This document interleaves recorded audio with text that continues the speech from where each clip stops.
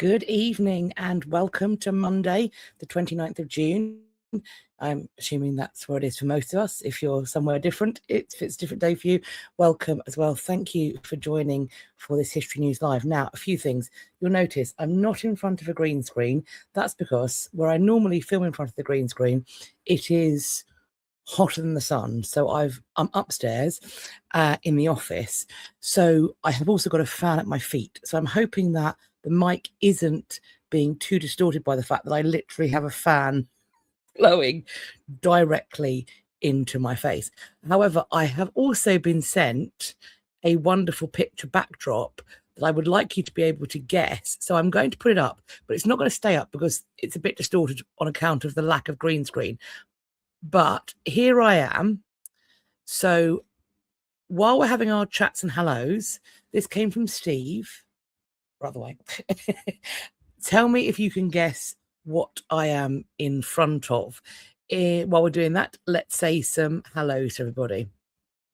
Hello, Lizzie. Thank you so much for joining.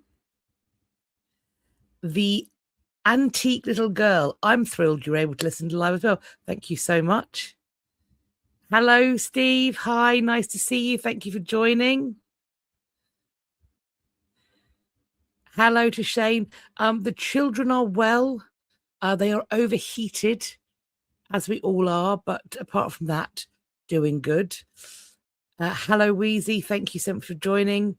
And Jessie, Snudpuckle, hello. Hello, Venomous Care Bear. Thank you for letting me know the sound is working. That's very helpful.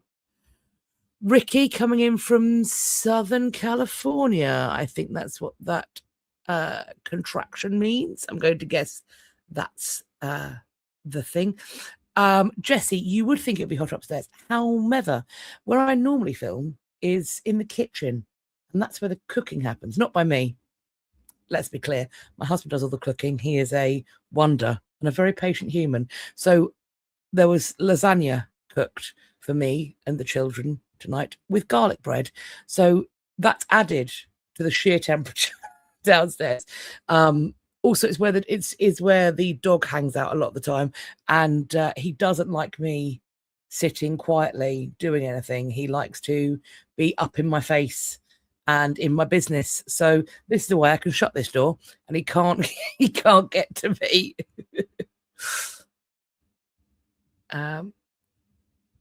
Hello, Kiwi morning. Kathleen, thank you so much for coming. 'Tis not Downton. It's not a castle either, Snudpuckle. Steve said he used his drone to take this. I mean, I think drone shots are so cool. Once I'm genuinely thinking about investing in a drone, because sometimes I go to places and I think it would be really cool to include a shot. Like, for example, when we're at Corfe Castle or when I go to Dover, I think to myself, my gosh, if I could just put a drone up right now, I'd get some really cool shots. So I'm thinking about maybe the next, because I like, what I do is when I, get paid out from the channel and stuff, I like to reinvest into equipment for the channel. So maybe that's something that I can think about just before we do taxes next year. There may have been a farm. There may be a farm now. So the building is not necessarily a farm. Brian, would anyone in Tudor era England have made lasagna? I don't think they would have made anything close to a lasagna unless you conflate putting like beef in pastry. That's probably it's very much a pie kind of a thing. So they may put mince in a pie. I don't think layers of pasta. I you know what? I don't know when pasta is invented. If Miss Dr. Cat is watching, then maybe he can Google it and tell me when pasta was invented. But I don't believe it was known in Tudor England.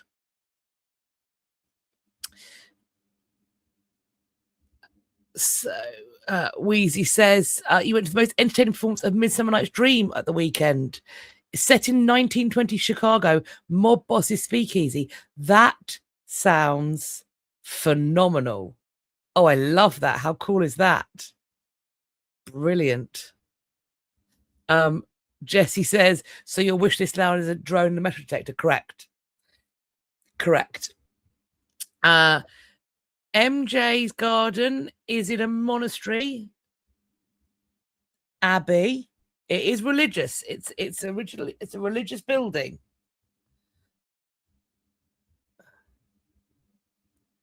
Oh, Brian suggests it could be a myth, but where Marco Polo introduced pasta to Italy. No idea. Interesting. Steve might have given you a clue here. In the Lake District, hard not fort. Hard not fort. My geography is terrible, so I can't tell you if these things are close together. But maybe that's a clue. That could be a clue. Venomous Care Bear points out that pasta, as we know, it wasn't common in the UK till the 18th century. I didn't realize it was that late, but yes. So, alas, no Tudors. Alas. Wheezy says pasta brought back by Marco Polo from China. The noodle. Yes, that makes sense. Interesting. Right. So, where I am sat in front of currently, the photograph sent to me by Steve is Lanercost Abbey, which he pointed out to me is the place that Edward I uses his base for the invasion of Scotland just before he died on Solway Firth. So Scotland is near the Lake District. I know that much geography. I know that you can drive through the Lake District to get to Scotland. So that was indeed a clue, I think. I'm going to pop this off now because it is glitching, but it's an absolutely fabulous photograph. Thank you so much for sending it over. And before we kick off, I will just tell you what we're going to be doing today. So we have got some, first of all, welcome if you're joining live, and if you're also watching on the playback, thank you so much for taking the time. We have got today updates. We've got repatriation / decolonization news. We've got new news. We've got ding dongs. We've got events and exhibitions. As always, articles are listed and numbered in the description box. Those numbers correspond to the numbers that you're going to see on screen and connected to the slides that you're going to be shown. I've got lots of people to thank for sending me articles. I have also seen some articles coming in yesterday and today. So if we haven't covered those topics in this one, then they will be in next month's session. So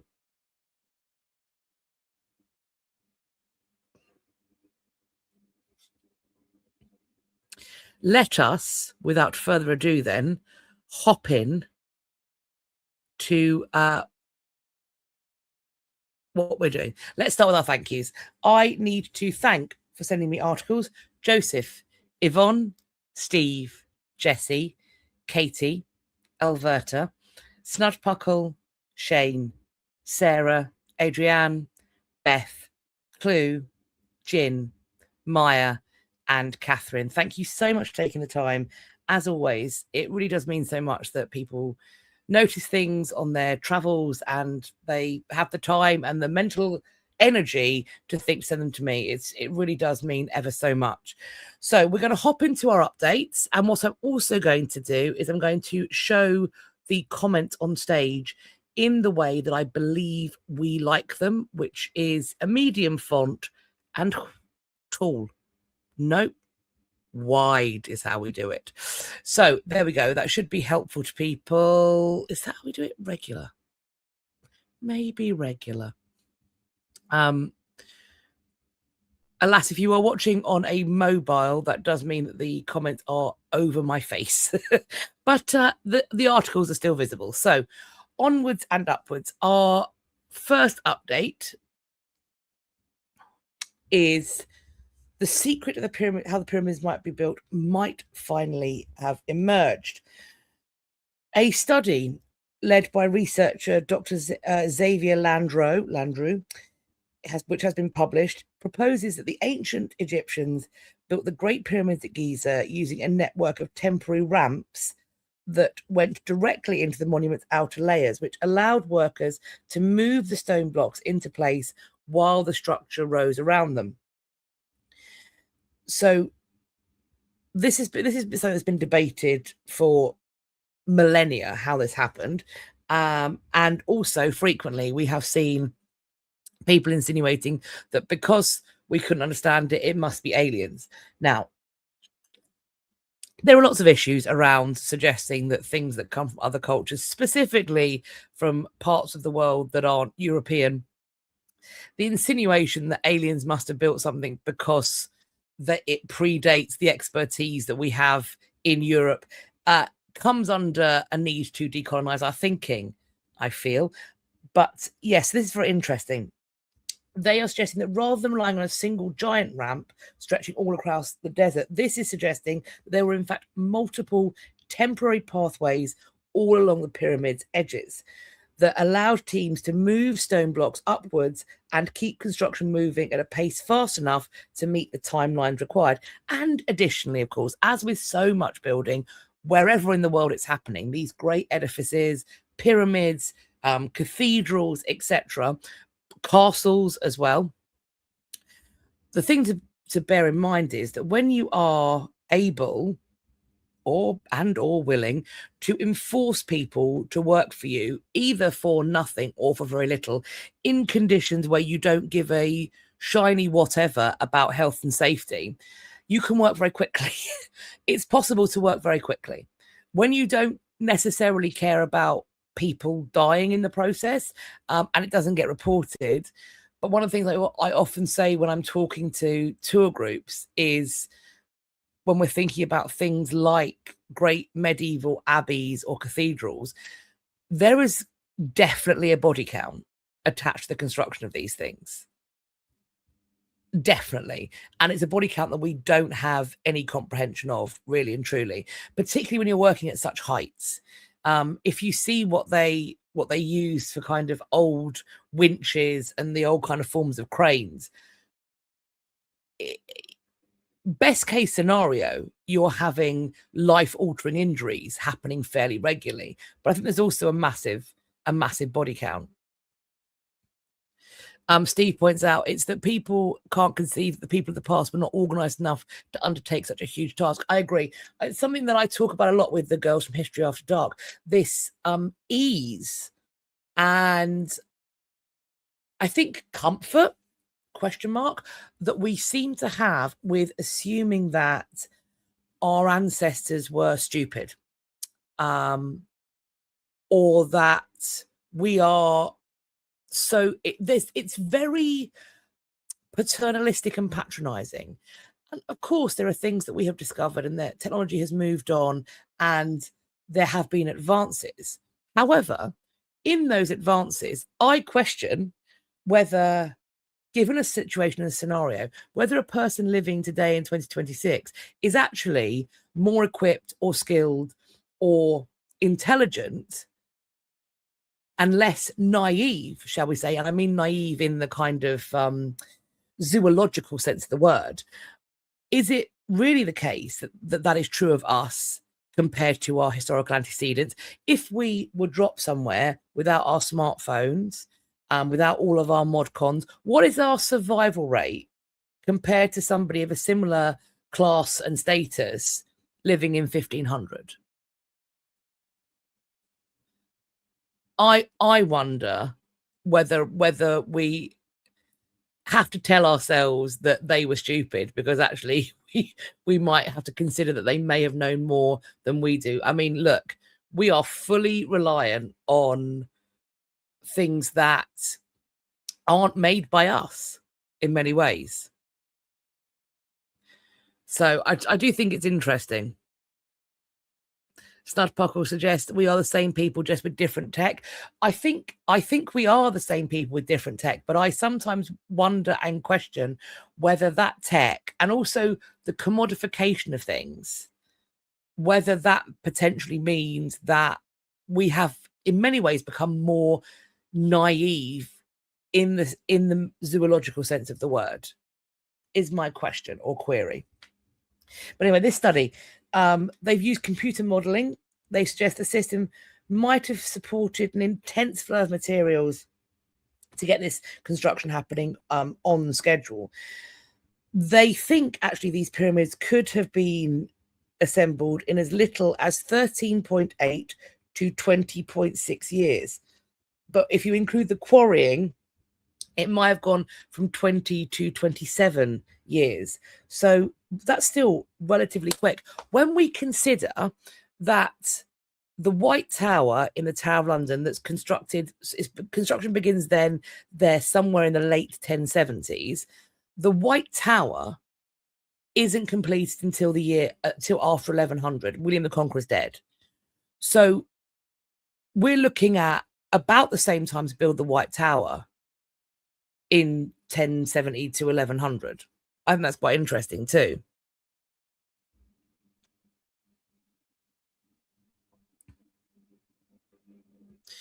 Jessie points out we're reliant on modern tech. Even 100 years ago, sailors navigated by the stars and a sextant. Now we have radar, AIS, GPS. Look, I can't drive to work without using a sat nav. If I'm driving over to Hampton Court Palace, which I don't do all the time, but I'm reliant on that. I travel by tube all of the time, tube and bus. I still check every journey via the app, City Map. Other apps might be available because I want to make sure that I'm going the fastest route, that nothing's been cancelled, etc. So I am using an app for everything, every day, all day. Equally, like if I've got a bit of a fever, or if my kids have got a bit of a fever, I'm straight on to Dr. Google. Whereas I know that 500 years ago, if my child had a fever, I'd know exactly what herbs to go and get from the hedgerow to bring that fever down. I don't have that connection to stuff.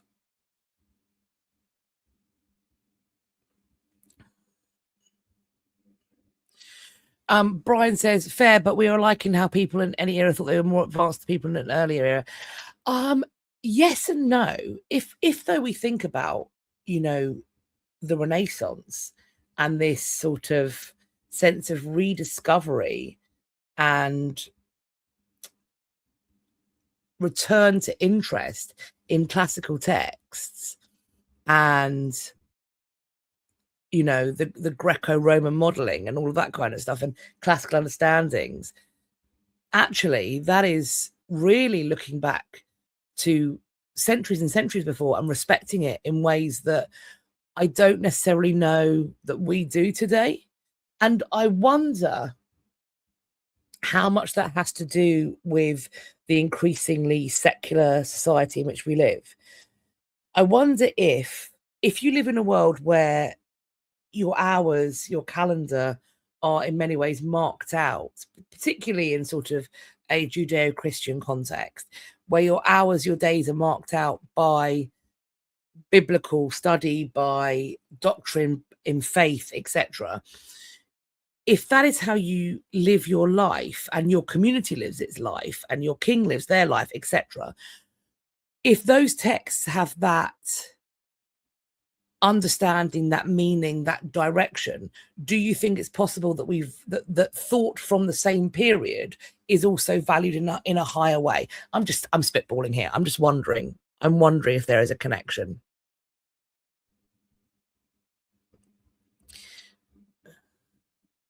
Snudpuckle asks, can modern humans survive without our modern tech? Some people probably can.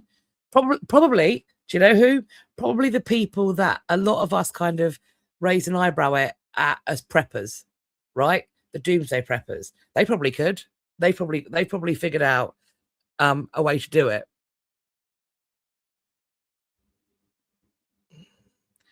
Venomous Care Bear, you'd be looking for meadowsweet plants or willow bark for treating a fever. You might have meadowsweet growing in your home garden. I may well, but here's the thing. I wouldn't be able to recognize it. And I'm so disconnected from it. Like when people go out and they pick mushrooms and they know what mushrooms you can eat safely. Not a clue. I can recognize a strawberry. I can recognize a blackberry. I couldn't recognize these plants. Not with the level of surety required, even I've used apps for that too, to try and recognize plants, but I'm not sure enough of those that I'd give them to my children. But 500 years ago, I'd be able to look at it and I'd recognize it in the same way I'd recognize a strawberry.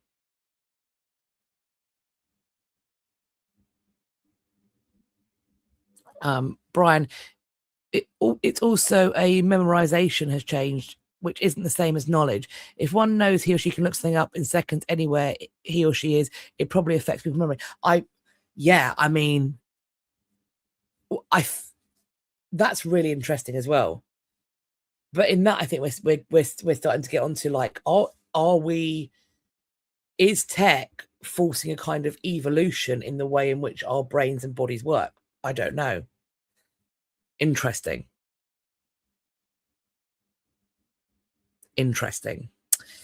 But yes, so this study, though, that we're talking about here does not definitively prove how the pyramids was constructed, but it does provide a new testable theory for one of these one of the world's most enduring mysteries, and it potentially could bring researchers one step closer to understanding how the pyramids were built. So very interesting. And as and when more stuff comes out, of course, I will put another update in. Next up, this is beautiful. The book is beautiful. The story is also really cool. Researchers have found a way to study the DNA preserved inside ancient parchment manuscripts, and they can do it without compromising the documents. So they're looking at the animal skins that were used to produce manuscripts from the 8th century through to the early 1900s. They are analysing the genetic material from those skins, so the vellum, if you will. And through doing so, they've got new information about how livestock was farmed, how the parchment itself was produced, and also trading patterns across various regions. This is fascinating. So for over 1,000 years, parchment is what you're writing on in Europe and much of the Mediterranean. Unlike paper, it comes from animal hides, sheep, goat, other cattle. There are millions of documents on parchments in libraries and archives around the world. But, of course, testing these things does become quite risky. What the researchers have done is they have rubbed this parchment with something called a cytology brush. This is the type of brush that's used in medical testing. I'm not sure if it's one of those, like a cytology brush. Is it one of the ones they use to kind of collect cells from a cheek swab, or maybe if you're a lady, from a more intimate location? So they use this. So it takes traces of the cells, and then you can sequence the DNA. They managed to find 351 samples from the manuscripts, 58% of which passed strict quality tests that were required for species identification. Among the authenticated samples, they found that 129 came from sheep, 42 from cattle, 32 from goats, and 1 from a pig skin. So this then positions us in a way to understand how farming patterns are working in the medieval and early modern period. It's interesting that English manuscripts rely heavily on sheepskin parchment, that sheep are about 80% of the authenticated English samples, which of course makes loads of sense if we think about how reliant England was on the wool trade for centuries and centuries. So I do sort of want to do a video at some point on the history of English wool, specifically on the wool pack in Parliament, but I'm wondering if that is just far too niche and nerdy. I've had it on my list for ages, but I've always stopped myself by going, who's going to want to watch a 15-minute video on the wool sack in Parliament? It's just me that wants to talk about it. Oh, maybe. So apparently we're told that a 12th century manuscript, English manuscript, got special attention during the project. They sampled every bifolium or folded sheet in the manuscript. All of the tested pages were sheep parchment. They then compared this manuscript with earlier studies of other medieval books, which appeared to mix calf skin and sheepskin in deliberate patterns. So Southern European manuscripts have a more balanced mix of goat, sheep, and cattle. Ethiopian manuscripts mainly use goat skin. Samples from West Asia rely entirely on sheepskin in the results they found. So this is a new type of study. It's called biocodicology. If I pronounce that wrong, I apologize. Biocodicology. Manuscripts being examined through biological traces preserved inside of them. They found from doing this that one medieval manuscript included a single goatskin page placed after a biblical passage mentioning a young goat. So that's really interesting to me, that it just the kind of the materiality of text as object and as artwork, and particularly when you've got illuminated manuscripts, that kind of materiality, that almost, considering as well it's monks that are making them, that there is almost a prayer-like or meditative quality to their creation, that they are themselves a created act of faith. It's really interesting that you've got references to a biblical passage about a young goat, and then they've used a goat page. Really interesting. It suggested that between 1 to 3 billion parchment fragments and documents still survive worldwide. These materials are a biological record that can show us farming, trade, faith, and manuscript production across more than 1,000 years. So this is really interesting, and I look forward to this being spread out more, and more of this sort of research being done. A couple of people a few people here talking about how they would be interested in the wool pack. Okay, all right, I'll look into it. Okay, cool. If there's some interest, I'll give it a go. Just as long as it's not just me. Jennifer, when you're in university in textile science, they looked at antique fabric, cotton, and by looking at the cells, they could predict where on the planet the cotton was harvested. This is so cool. Like, these surviving objects is so. One of the things I always say to in one of the sessions I lead at the Tower, I talk about, for example, a primary source that describes Richard III's appearance with his one shoulder higher than the other. Then I show them the forensic information about the king in the car park. And so I say, well, so what we've got here is we've got a archaeological dig and forensic study that corroborate what this primary source is telling us. We've got corroboration. Then I point out the fact that going on from that, you have that example of the experimental archaeology, where they found somebody alive today who had a similar curvature to Richard's, and they tested the hypothesis, because it was hypothesized that Richard wouldn't be able to do the fighty stuff that he's reported as doing if he had the curvature he had. And when they first put him on a horse, he really struggled. And so at first they were like, well, maybe it's because he's not been raised to do it, he's not been trained to do it. But then what they did was they put him in armor that was made bespoke to fit his body. And then they put him on a medieval saddle with a high back and a high front.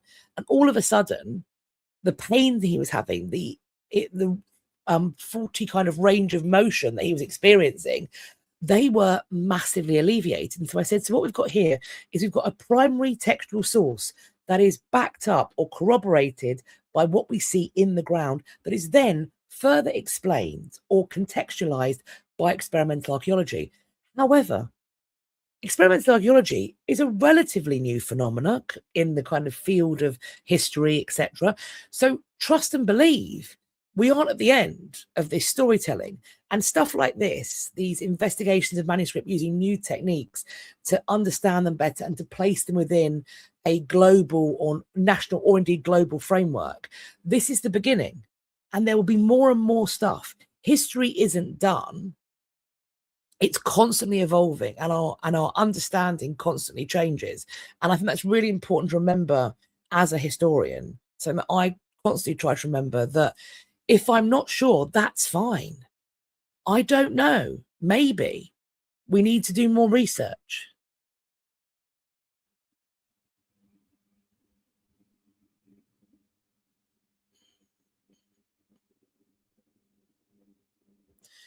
Steve did textile engineering at Bolton 40 years ago, looking into dyeing. I find dyeing cloth is really fascinating. Jessie saw the documentary with the young man in the armor. It was really interesting. And you know what? I don't think it got anywhere near the coverage. It's certainly not something that I see getting replayed. Like, it was on TV, and I haven't been able to find it. It's probably on somewhere in the depths of YouTube. But I think it was incredibly fascinating. And that kind of connection to the king in the car park. Yeah.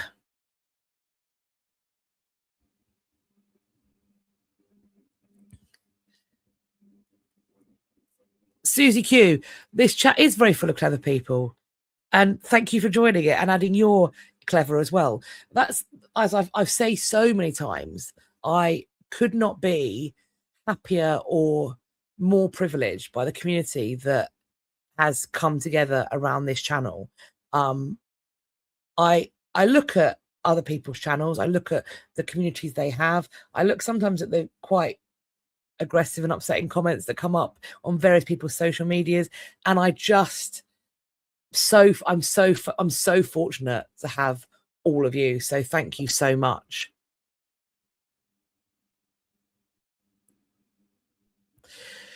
Brian asks, has there ever been an update on the DNA tested the remains in Westminster Abbey, the Prince in the Tower? They have never been DNA tested.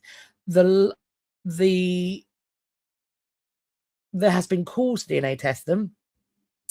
I think there was some talk that King Charles III may be more willing to allow it, as if it was the Queen that was barring it. I think it's really important to kind of clarify what this would require. It would require a court order. It would also require Westminster Abbey presumably to be on board. You probably have to talk to the King, maybe also the ABOC, Archbishop of Canterbury, to figure it out and agree to it. I don't know what the basis of the court order would be, though. That's my thought. These are individuals buried in consecrated ground, with the expectation that they will rest in peace. I don't know what legal challenge or offer one could make currently to justify them being disinterred. Because although a crime potentially has been committed, we're so far past anybody being prosecuted for it that it's not a criminal case, really. Additionally, inheritance isn't going to be affected. So the two reasons that you would get an exhumation order for DNA testing, crime, inheritance, they don't stand up. So I don't know how that would happen.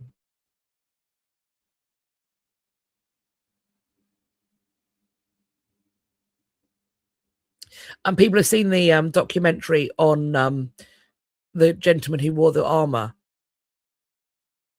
and they are, yeah, it is great. I'm glad you thought so too. I thought it was brilliant. T-Bean, you reap what you say. You created the space, this community. That's incredibly kind of you. Thank you very much. But also, you know, there are lovely people who don't have as wonderful communities. So there's definitely an element of luck as well. So thank you very much. That's very kind. Venomous, I doubt there'd be usable DNA left in the remains. That's also another question. From my understanding, and my understanding is slight because I haven't seen the remains, obviously, they were fragmentary. It's my understanding. They were fragmentary remains. So I don't know if there are, for example, still teeth or marrow. I don't know whether it's DNA testable.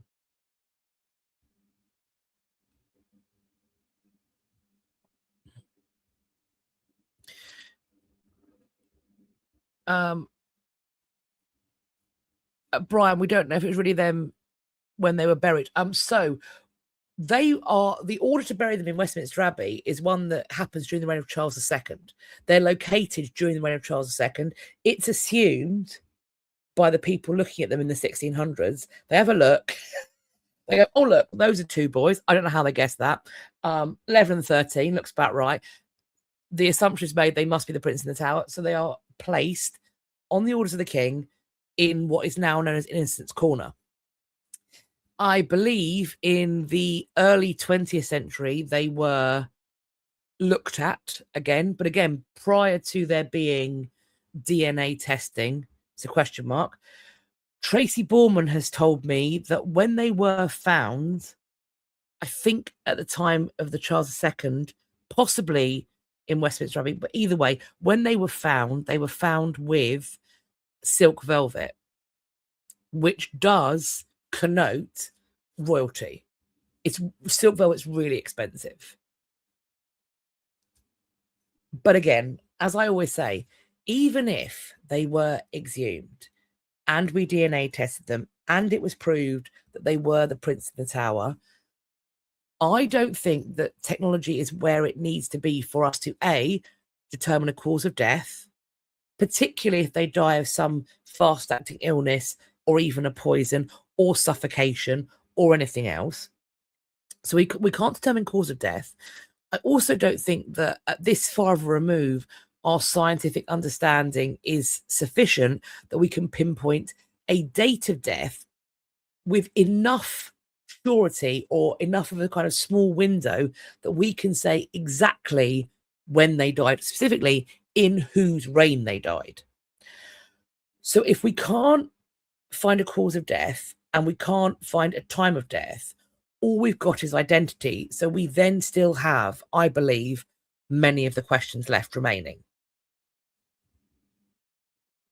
I think.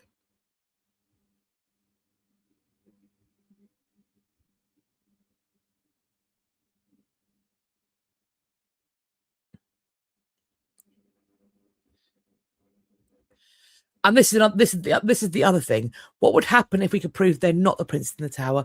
Do we just put them in some different corners? So what if we do have the remains of two nameless children now, who for centuries have been permitted to rest in peace among the kings with a name attached to them?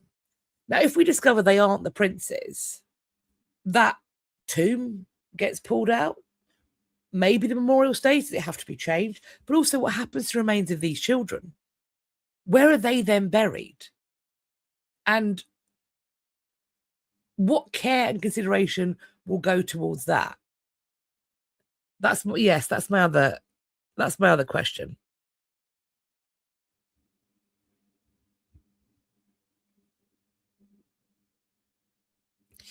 But yes, fascinating DNA stuff going on here.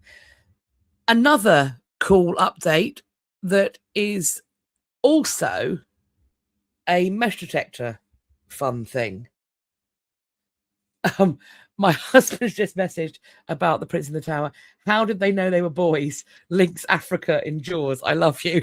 So I don't know if Lynx is a global brand. I think it might be Axe in America. But yes, presumably as they opened up the box which held the remains, a pungent scent of the Lynx effect came out, and that's how they knew they were boys. Because of course they didn't. It's very hard to sex a skeleton today, particularly if they haven't been through puberty. So why there is an assumption that they're two boys, how they possibly guessed that they were 10, 9 and 13, how they guessed that, don't know.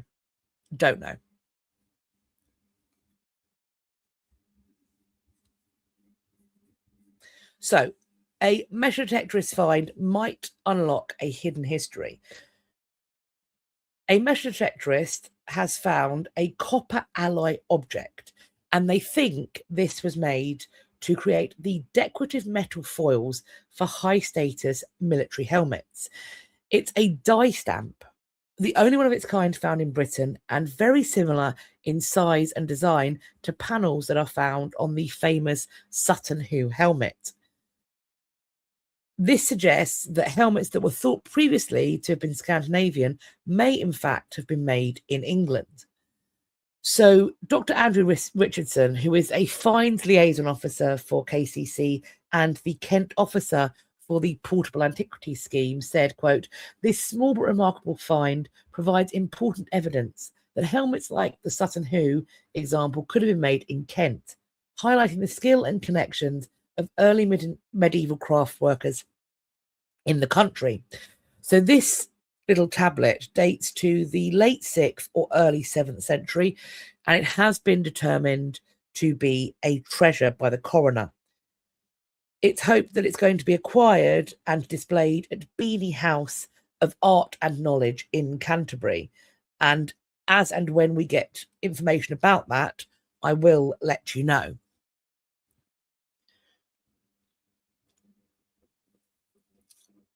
Rebecca, it's 6 a.m. in Sydney. Hello, welcome. Thank you for joining. Your 3-year-old is up watching dinosaurs next to me. Oh, brilliant. Can I ask what dinosaurs, and do you partake in vegosaurs? Because vegosaurs is beloved in this house. If you have a small human, the vegosaurs are a delight. We love them over here.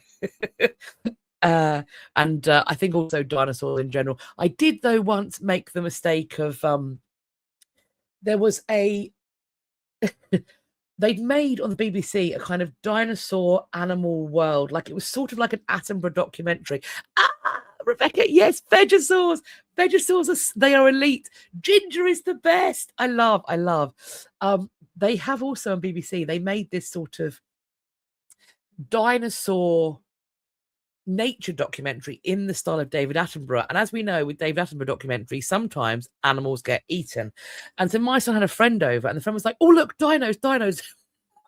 Watch that. So we put it on, and the friend was like, "This is so cool." And then there was just an absolute dino massacre. And my son was like, "Mummy, Mummy, what's happening? Mummy, why? I don't like it." So yes, be careful of your dino explorations on the iPlayer, because it can sometimes traumatize your 4-year-old, who he was at the time. But Vegosaurs is elite. Brian points out that exhumations happen more in the United States than Great Britain. So they exhumed Zachary Taylor, Jessie James, or Lee Harvey Oswald. Really?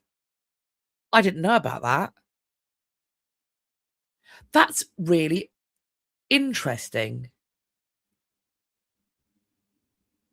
That's really interesting. I wonder why that culturally would be. Because it's still consecrated ground, right? I mean, the law must just be different. The law just must be different. I don't know why. That's really interesting. I'll have to look into that. Next up, we've got some repatriation news. We're going to hop on in. This is our one repatriation news. Cambodia has secured the return of 2 more Khmer treasures from a New York museum. This brings the total recovered antiquities going back to Cambodia to more than 2,270. So this is part of growing international efforts to reverse the decades of plunder. The New York Metropolitan Museum of Art has returned them. This is they were received on the 11th of June, having been seized and transferred by the Office of the Manhattan District Attorney in New York. This follows a series of successful repatriation efforts. Back in December 2023, 14 antiquities went back. The latest returned objects are a sandstone. Try that again. A sandstone. That's really hard word to say. Sandstone lintel depicting a kala or Kurtimurka, which is the motif from the pre-Angkorian period, so dating from the 7th or 8th century. And there's also a 10th century sandstone sculpture that is identified as a demon called Hirayakipsu. So this came from the Prasat Chen temple at Kokur, the archaeological complex. The ministry in Cambodia described the repatriation as another example of growing international cooperation in combating the illicit trade in cultural property. They expressed their appreciation to Manhattan DA, you guessed it, Alvin Bragg, and also Assistant District Attorney Matthew Bogdanos. I mean, they're still doing great work. Still doing great work. Besides these latest objects, a 7th century sandstone head of Harihara was surrendered by a private collector after it was smuggled out of Cambodia into Thailand in 1970. It was then acquired by an American. So still many more things to go back. These things were removed. So the ones that come out in the 70s, that's happening. There's a conflict, and the conflict leads to widespread looting. There is, of course, now greater public awareness, and repatriated artifacts, questions about repatriations, questions about looting. It is much more commonplace that people will know and understand that this happened. And so I think people are much more aware, and many more of your, in quotes, average museum visitor, they for first of all, they know the word provenance. Like, I don't know how common discussions about provenance in communities that weren't either in the antiquities selling business or museum curation. I don't know how common questions of provenance were 20 or 30 years ago. But now I think it's much more common. Much, much more common.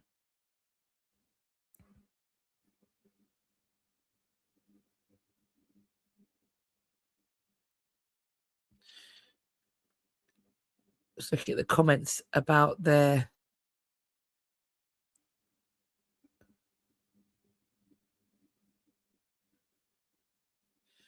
question about consecrated ground.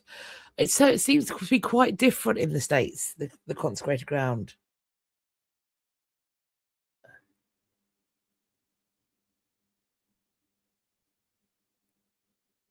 So yes, there must be a legal difference, I think, and potentially it's surrounded by consecrated ground.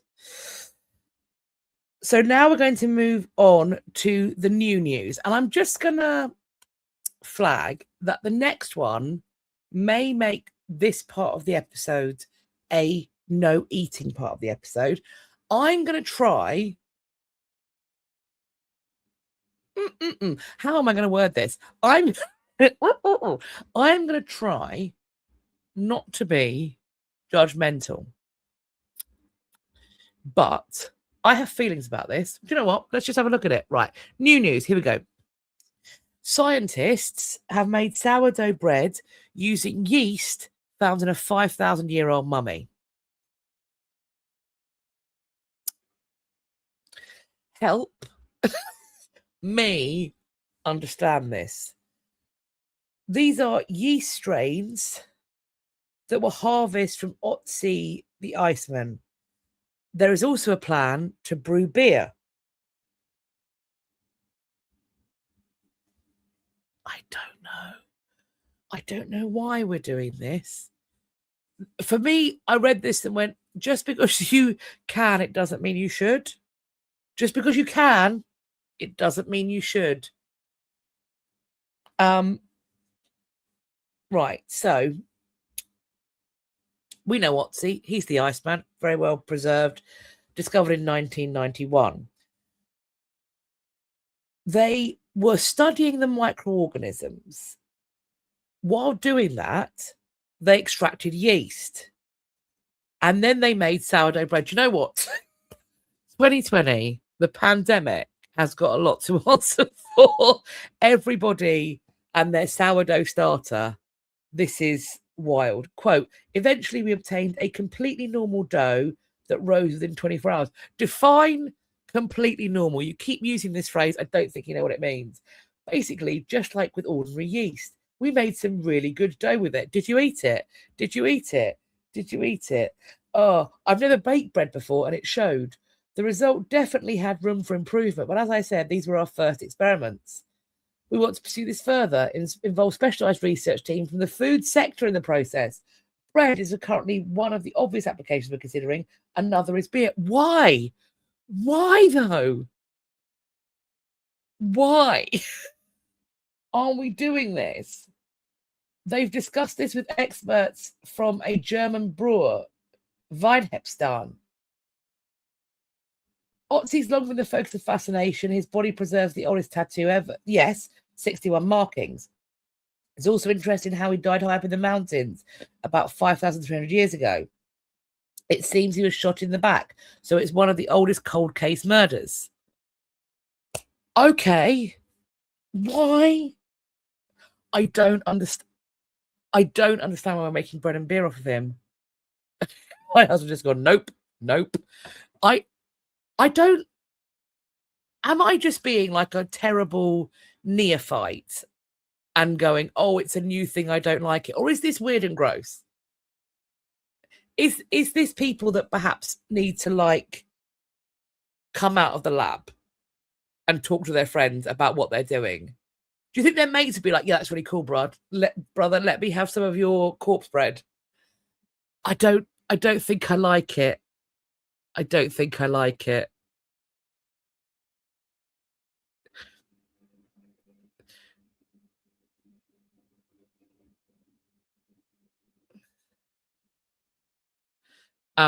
Wasn't it a thing to add ground mummy's tea? Yeah. They definitely ate mummy powder.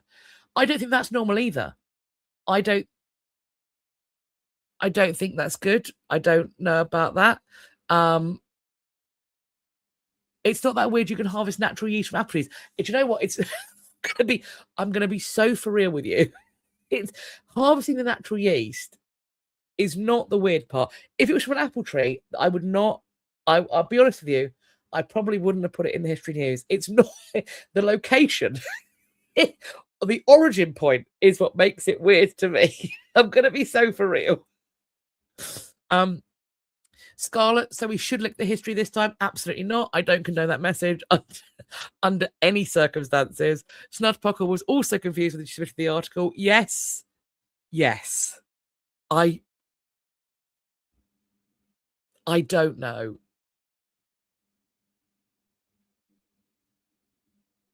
I don't know.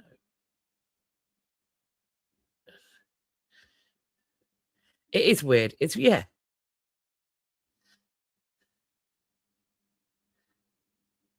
Steve, you're right. Do you know what? It is interesting to know the yeast strains are still alive. These cultures are still alive.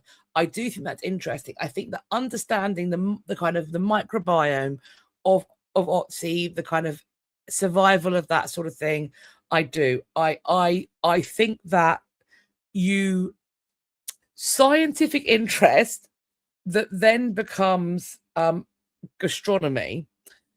I think that the lab experiment should not go in your mouth. I think the lab experiment should not go in your mouth. That's what I'm going to say. Unless it's a tablet or a medication, preferably one that's not made from people bits.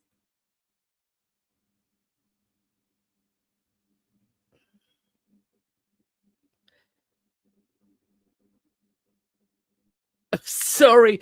Oh, Beth. Just about dinner time here in Ontario, and I'm beginning to feel nauseous. I did, and this is why I said I thought it might be a food stopper. I thought it might be.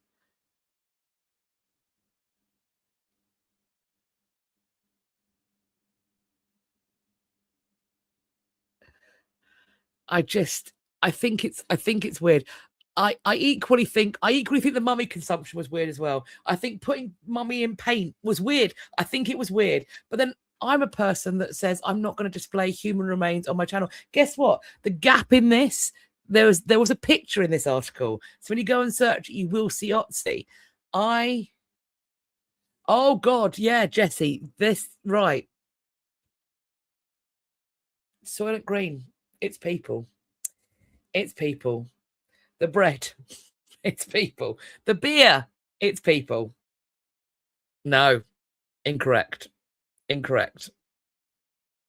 I'm not a fan. I disagree. Anyway, we're going to hop away.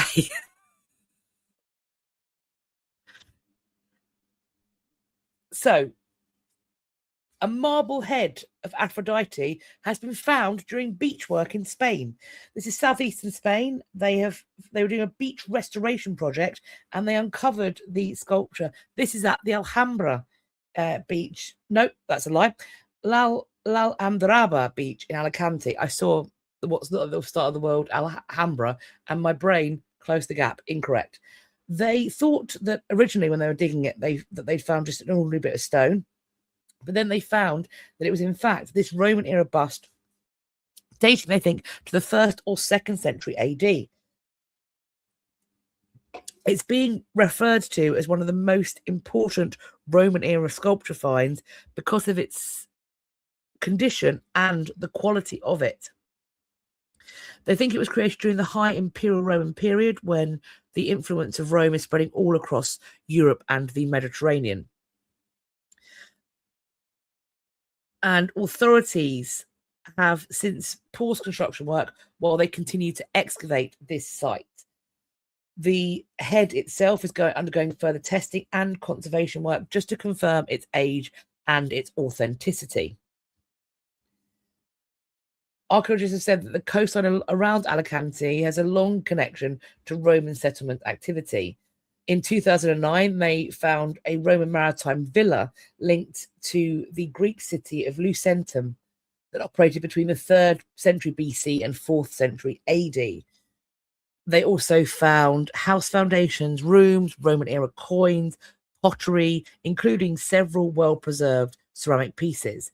And it's thought that this marble head might once have belonged to an important coastal villa or perhaps a public Roman structure. The property may have belonged to a wealthy Roman resident because of its prime Mediterranean location. Jennifer asks, when did I decide not to show human remains in the channel? Think I missed the announcement. Not that I don't know if you had that choice or right by all means.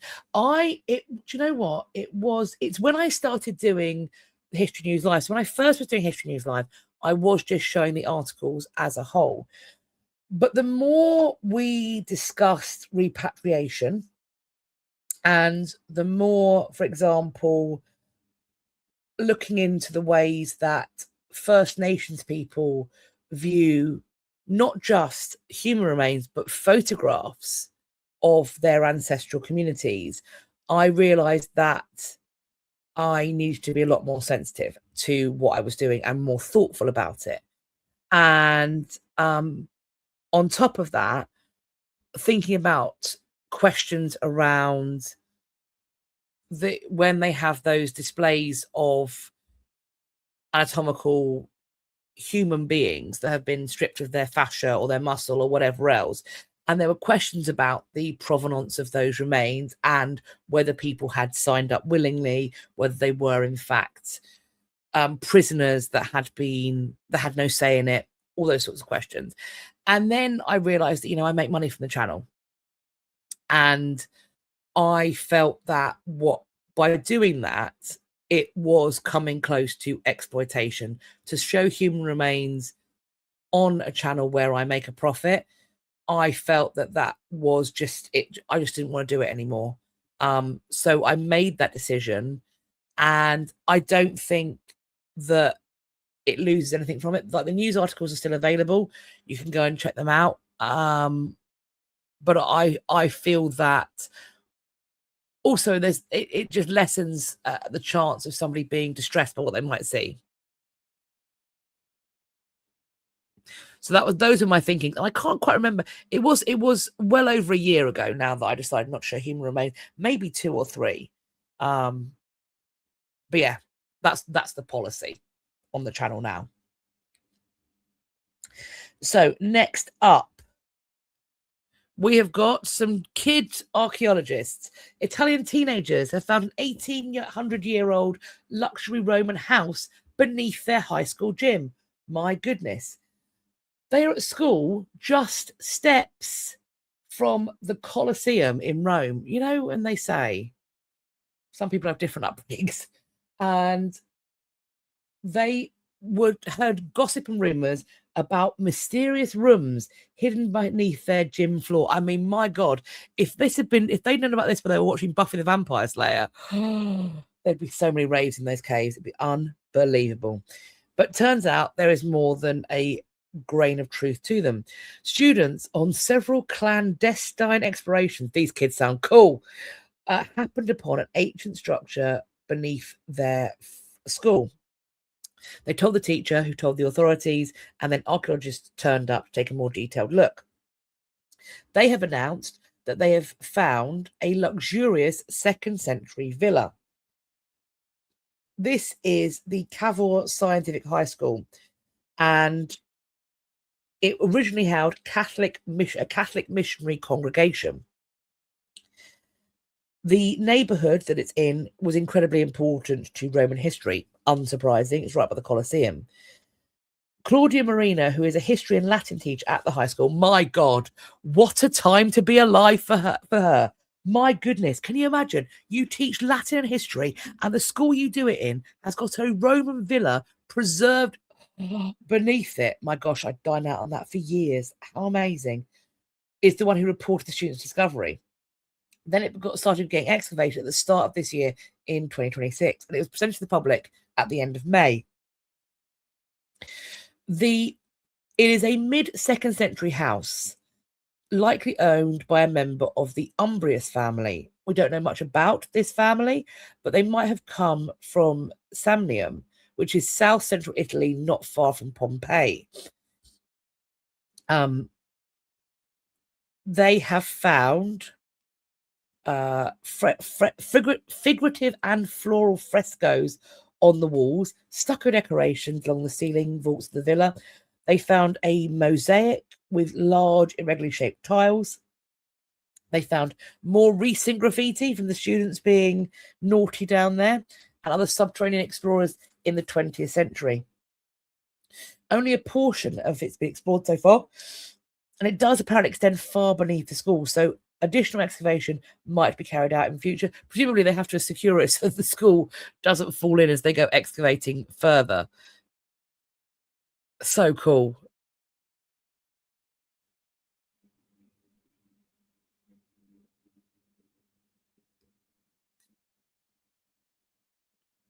Scarlett, that is rather fabulous. It is rather fabulous, I think.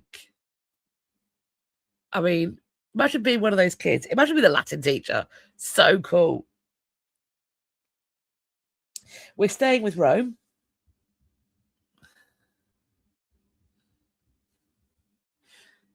A miniature masterpiece is to be displayed for the first time. This is a Roman brooch. Isn't it absolutely gorgeous?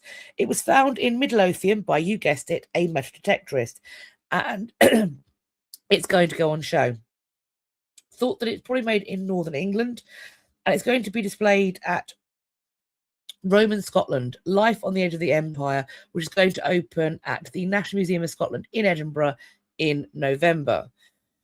This is the Pathhead brooch. It's described as a miniature masterpiece of craft working with exquisite details. This is a really fancy Roman piece, and it's been said, quote, whoever wore it would have been out to impress. I'm sure visitors will be dazzled by it when they see it up close.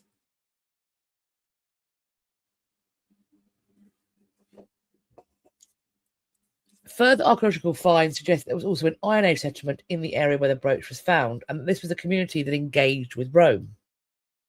It's got enamel that's been laid out in this zigzag pattern that we can see, alternating between red and yellow blocks. It dates from between 100 to 160 AD. It's thought that such a rare or valuable brooch was unlikely to have been available to buy or trade, so it might have been given as a gift to influence a local leader, perhaps for a symbol of status and favour. So if you're up in Edinburgh in November, it's going on till 28th of April 2027, Check it out. Let us know what you think. It does look incredibly cool.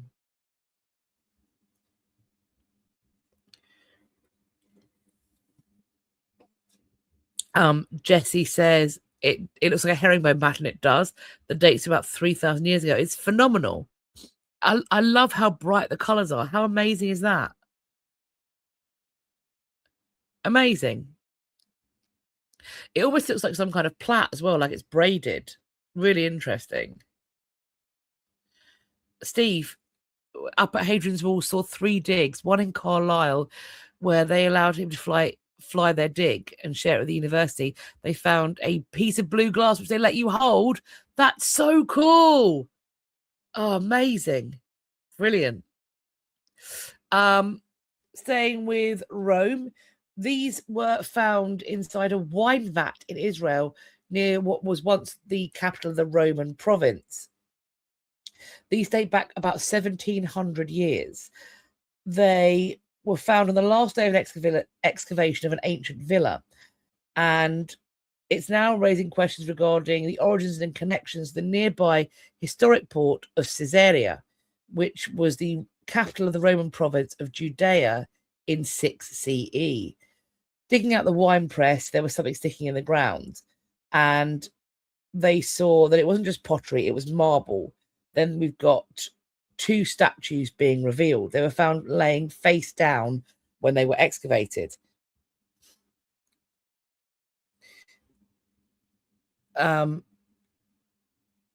It's thought that one was made to honor the founder of Sparta, which they're saying is a complicated thesis because historians only began mentioning him hundreds of years after he supposedly lived. They don't know if he's real or fictional. There's also a theory that it might be an orator as well. So one of the statues bears the inscription Lycurgus across its side. So this could be the founder of Sparta, or it could be the 4th century orator from Athens, unclear as to which. The second figure, who has the long beard and no immediately distinguishable feature, is more nebulous. But it's thought he might have been a philosopher or a leading thinker. This has been described as a once-in-a-lifetime discovery. Quote, "It was very unexpected, but somehow really big discoveries always turn up on the excavation's very last day."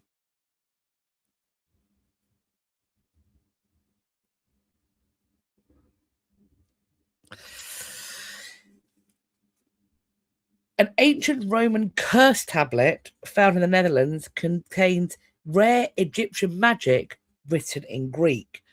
Now, there we go. So Dutch archaeologists have found a small lead tablet during excavation beneath Herlene's town square. It stands on the site of a Roman military settlement that was in the province of Lower Germania. Dating to the 2nd century CE, this differs from most other curse tablets found in Northern Europe because the text is written in ancient Greek rather than Latin.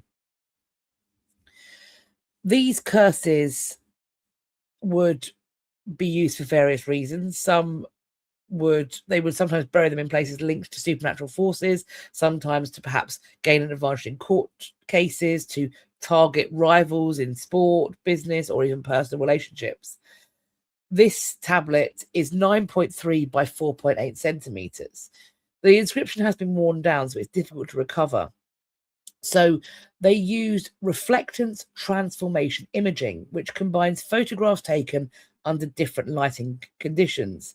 And this helps to reveal tiny surface details that are hidden on the lead sheet. They found 3 separate character groups. One contains invocations to several deities and supernatural beings that are associated with Egyptian magical practices. Such texts rarely appear in this region. Most of them are from Northern Europe, use Latin and follow local Roman traditions. They also found 3 magical symbols known as characteres. These are signs that carry messages to divine or supernatural supernatural powers. And below those symbols, there are the names of 4 enslaved people, 2 men with Latin names and 2 women with Greek names. They're not sure what the purpose of this tablet is. But the inscription, they think, is either to target the individuals with the curse or was written on behalf of them against an unnamed person. The fact that 2 members of the group carry Latin names, they're the men, and women have Greek names, this is potentially indicates women might have come from Roman Egypt and brought a knowledge of Egyptian magical practices with them. So magic was important in Egyptian society, with rituals being focused for protection, healing, as forming part of established religious life. Others, though, were for private interest and happened away from public view. This is going to go on display at the Hurley Museum, and they are planning to publish the full inscription as well, giving scholars an opportunity to study one of the most unusual Roman curse tablets in Northern Europe.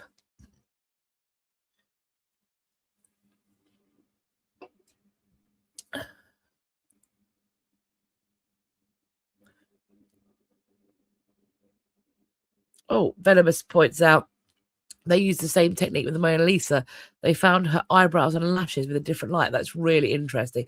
It's the thing, all of these like techniques to uncover new stuff, super interesting. So when we get the inscription, I will let you know. I may not read it out loud, just in case it's some kind of incantation that opens a portal.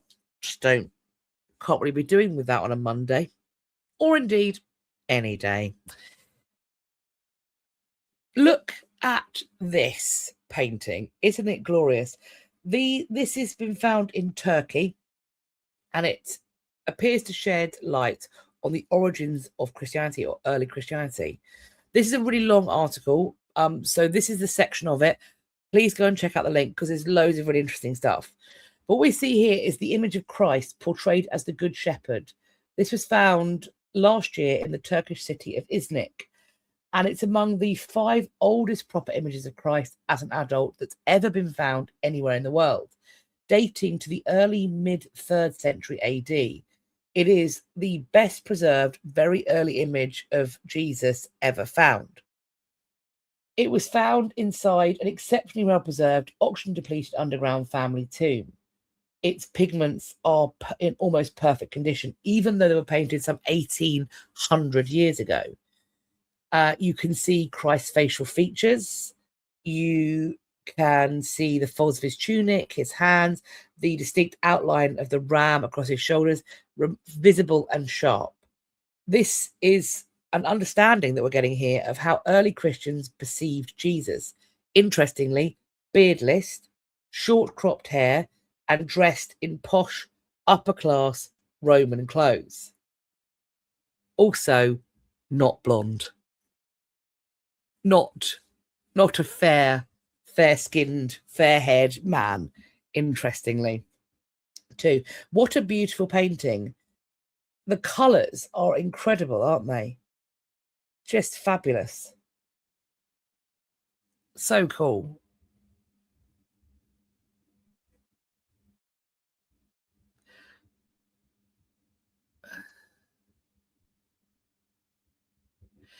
Steve points out a recent podcast where they discussed that the Judeans would certainly not have had beards.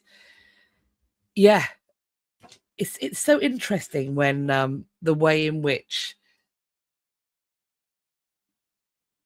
we conceive of power, authority, masculinity, and how that changes over time.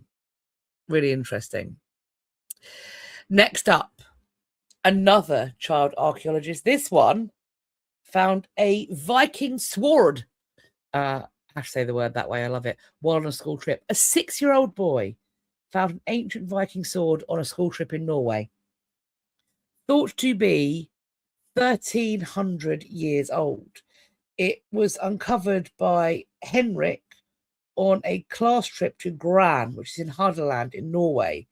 He found a rusty piece of metal sticking out of the ground and picked it up to show his teachers. When they looked at it closer, they realized it wasn't just a rusty piece of metal.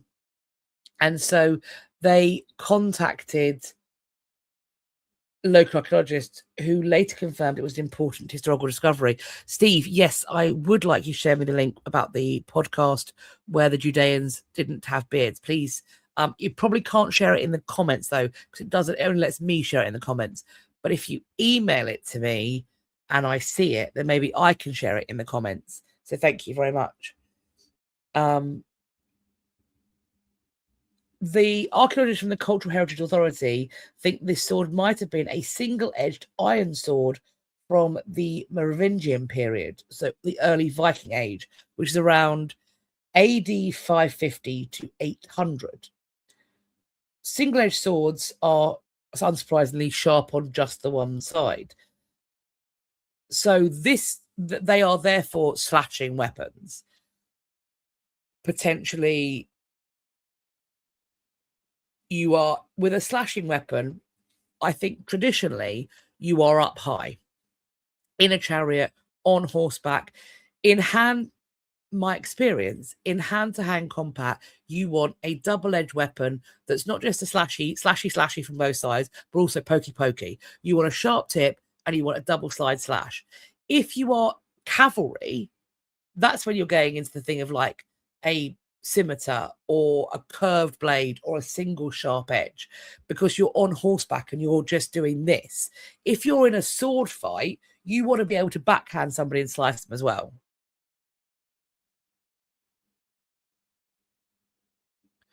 So that's interesting. Archaeologists are hoping that by studying this, they can learn more about how the sword was made and used by people at the time. My understanding would be it's a singular slashing weapon. It's not a cut and thrust weapon. I mean, maybe it's a thrust weapon, but it's just weird that you'd have it almost like a chopping weapon. So interesting. As we find out more, I will let you know. T-Bean, those lucky kids to find so much cool stuff. I mean, yeah. It's one of the wonders of growing up in that part, in Europe in general as well. Thank you, Steve. I'm going to put that in the comments now. Steve sent us the link to the podcast, so I'm just going to copy it. Bear with. Look at me doing all of the tech. Copy link. There we go. It's not just a hat rack, is it? And I'm going to post the comment. That should do it. Let's hope it pops up. So this is from Steve. There you go. There we go. Thank you very much for sending that. Hopefully that's been shared with you. As Steve points out, a single-edged weapon like a falchion is a nasty butcher's knife weapon. It's really nice. Absolutely. But I think if you're engaging in like the way we traditionally see Vikings, isn't it? They've got their shield and they've got their sword. And when you're engaging in that kind of fighting, you want the back of your sword to work as well. If you're fighting like this, you want both sides of your sword to work and you want it to be able to poke holes in your opponent like a colander. That's what you want. Just the one side, I always think that's somebody who's up on horseback or up higher. But yes, I look forward to seeing what they figure out. Perfect. Jessie says the YouTube link works. I'm very glad. Good. Thank you for that, Steve. I look forward to checking it out myself as well. Staying with the Vikings, somebody has found 3,000 Viking coins buried in a field, and apparently there could be even more. 2 mesh detectorists, them again, have been detectoring it near Rena in Norway. This is the largest Viking Age coin hoard ever found in Norway, and it might continue to grow as the search continues. These coins come from England, Germany, Denmark, and Norway. This is experts from the University of Oslo's Museum of Cultural History think that this treasure was deposited there in around 1047, shortly after the time when coins were being minted in the region. It's been described, understandably, as a historic discovery. The fact that it's from the Viking Age making it all the more spectacular. It is referred to as being completely unprecedented and incredible. It is incredible. The find includes coins minted under Knut the Great, Ethelred II, Otto III, and Harold Hardrada, who tried to invade England. It's got the coins hoard includes coins from the 980s to the 1040s, with foreign coinage dominating the circulation of money in Norway up until Harald Hardrada established a national coinage. Quote, "It's been absolutely unbelievable to stand there and watch these coins be lifted out of the ground and see the quality of the coins. They are so beautiful. We have previously found Viking Age coin hauls containing around 2,000 coins, but never more than 3,000. They have broken a barrier here. It's truly exceptional." And work is going to continue on at the site, and it's been described as a truly unique discovery of the kind one might only experience once in a career. To be present when something like this comes to light is simply a great experience, both professionally and personally.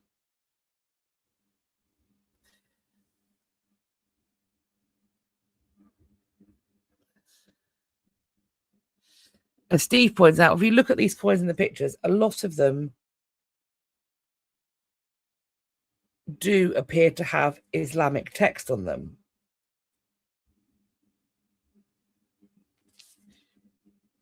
Which isn't mentioned in the article, interestingly. I wonder.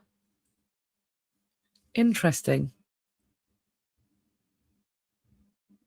When we get more news on that, I will, of course, update.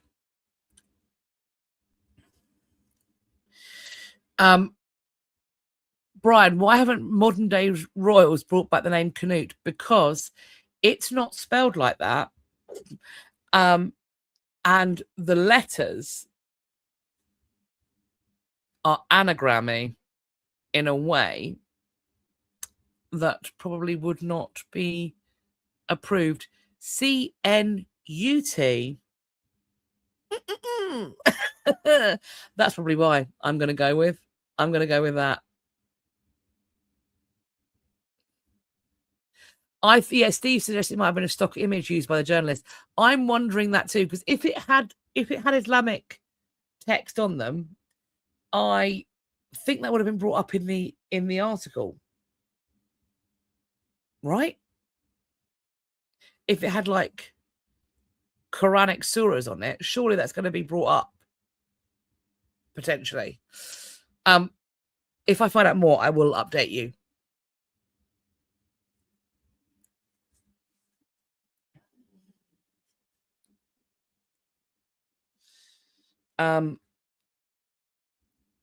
Archaeologists have found a huge Viking textile production site in Denmark, dating back more than 1,000 years.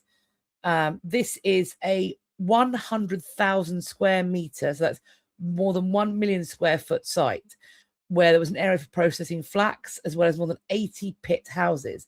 These are semi-submerged huts that were used as workshops and dwellings in Viking times. This is 6 miles north of Denmark's second largest city, Aarhus, on the Jutland Peninsula.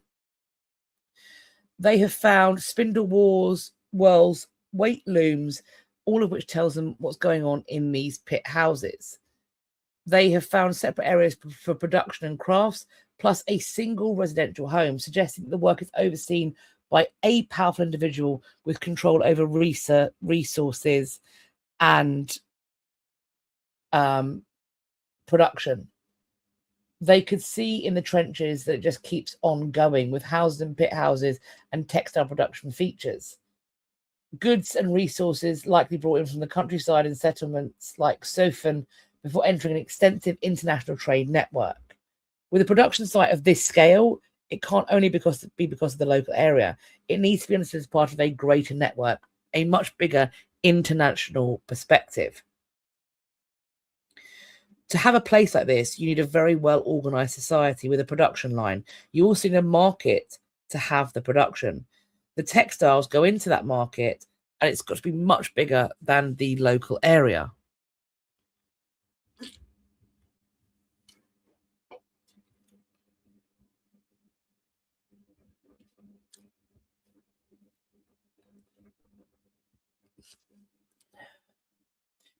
The remains of a medieval ship has been discovered in the Netherlands.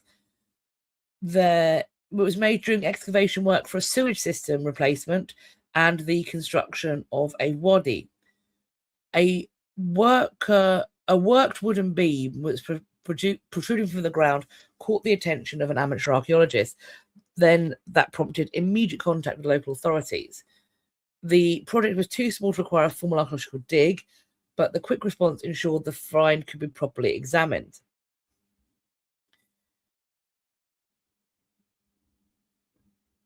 Initial assessments point to two possible dates, and based on the location and there being associated pottery fragments, it's possible this vessel belonged to the Carolingian period around the 8th century, but it might also be a cog ship, which will place it close to the 13th or 14th century.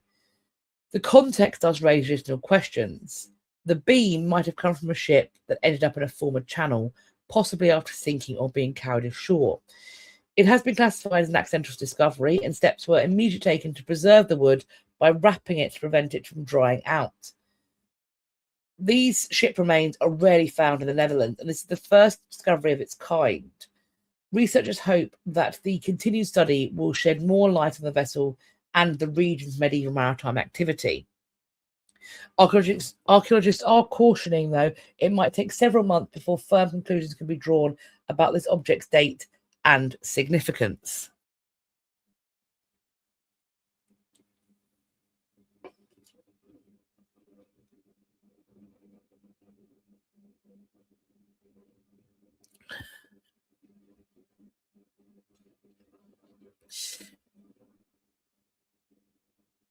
Yeah, Steve said that he sent me an image of a prow from the Viking Ship Museum. Yes, as it shows which bit of the ship that find would come from, pointing out that the deliberate stepping of the part is what gives it away. Yeah, that prow, yeah, I can definitely see what you're talking about there, for sure. That stepping, really interesting, very cool.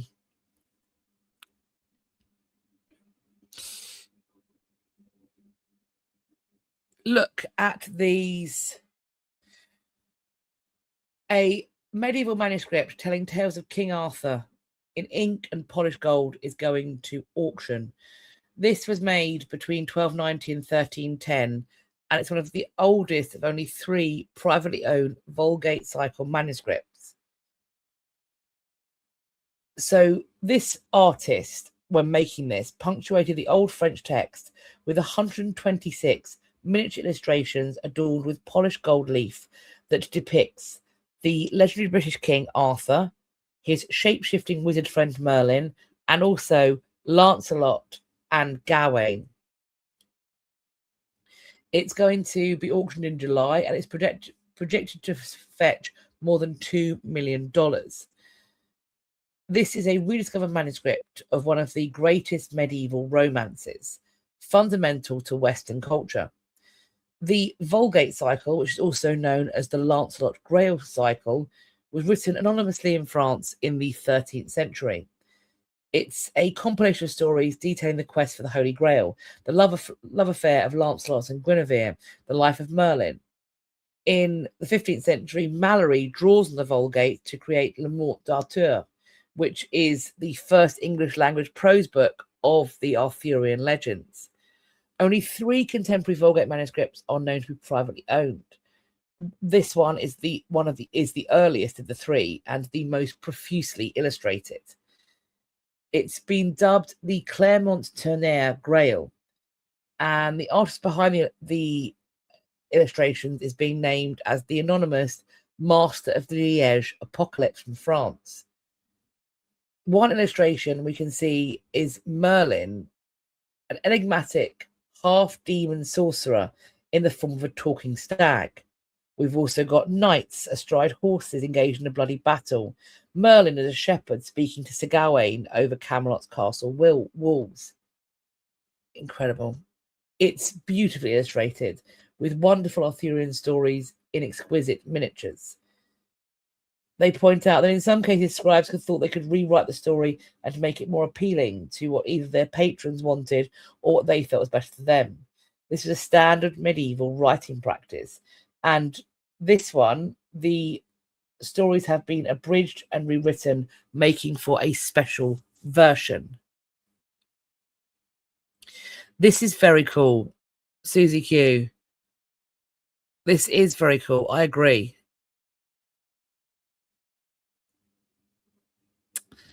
Looking forward to it. Looking forward to this. I hope it ends up in a public collection so that we can all enjoy it. We shall see. When we get an update, I'll let you know. Medieval buildings found in a village dig. Medieval timber buildings have been found in Leicestershire. There is evidence of domestic activity at the site, which also features stone-built structures thought to be associated with Loddington Hall. They found coins, pottery, and evidence of domestic activity back when it was first excavated in 2025.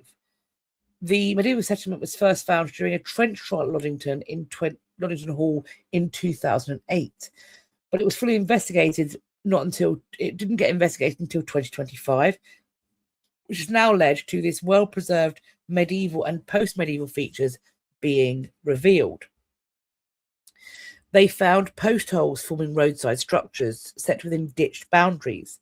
Pottery from these features included shards of Stamford ware, a lead-glazed earthenware produced between the 9th and 13th centuries. These finds are going to be examined by the university's Fields Hall team in the hopes it will shed new light on the settlement, its land use, and the changing shape of the village over several centuries. So as and when we get more details on that, I will let you know.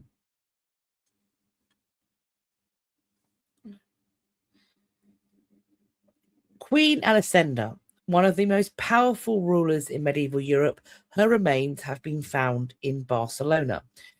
This is in a 14th century monastery. They have found 25 sets of human remains when they opened 8 graves, including one of this medieval queen. The investigation of the tombs revealed the queen was buried in austere clothing inside a small wooden box. But also the tombs of her closest companions included men who had been stabbed to death and a woman who died halfway through pregnancy. Elisenda was 30 years old when she married the 55-year-old James II, just 1 month after the death of his third wife. She then becomes stepmother to his 10 children. James II, also known as James the Just, was king of Aragon and Valencia from 1291 until his death in 1327. Towards the end of his life, Elisenda founded a monastery for the Order of the Poor Clares, a group of Catholic cloistered nuns. After James II died, she then lived in a small rural palace next to the Pedrables monastery until her death in 1364. When they opened her tomb, they found a box of bones in one corner of a larger space between the church and the cloister that was partitioned into two by a low wall. Likely, this was created on purpose to represent the queen as both sovereign next to the church and as a penitent next to the cloister, reinforcing her dual political and spiritual roles. The queen's bones revealed that she was about 70 years old when she died, which lines up with historical information about the monarch. And although she was buried in a plain monastic habit, there were traces of gold embroidered silk textile in the tomb, as well as aromatic herbs, rosemary, and myrtle. In the tomb of Sabrantia Olslet, the monastery's first abbess, they found bones consistent with what's known about her life, but they also found a traumatic injury to her face that happened shortly before or at the time of her death. It appears this injury was made by a knife. Another tomb, thought to belong to the knight Artel de Fosses, contained the bones of 5 people, 2 adult women and 3 children. No male bones that would correspond to Artel were found in the tomb. A long ponytail from one of the women was preserved attached to her skull. Another tomb, thought to belong to Francesca Sapotella, the second abbess and the queen's niece, they found in that tomb the remains of at least 9 people placed there over different time periods. There were 4 male skulls, all of which had stab wounds. And there was also the mummified remains of a woman's torso, which had a 20 to 23 week fetus in the birth canal.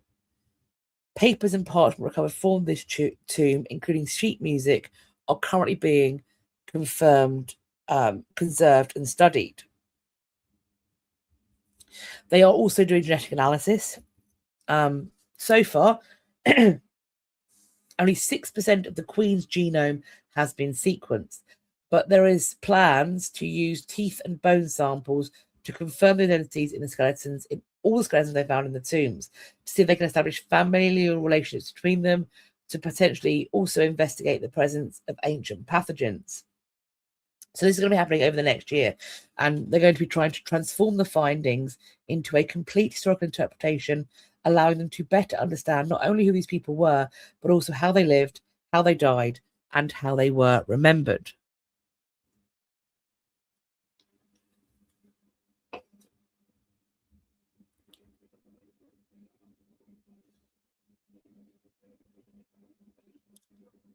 Snudpuckle is about the drop spindles they found used all the time, probably even during sleep. Drop spindles are so cool. I'm really interested by drop spindles, tablet weaving. I think that's something I want to invest in, a tablet weaving setup, machine, device. I also really enjoy lucite forks. I like those kind of old crafts. And lucite cord, I have a lucite fork somewhere. I've lost it. Lucite cords are brilliant. They're strong, they're stretchy. What more could you possibly want? All sorts of things. Great for like packing stuff up. If you roll something up tight with a lucite cord, you can carry it really easily. Brilliant.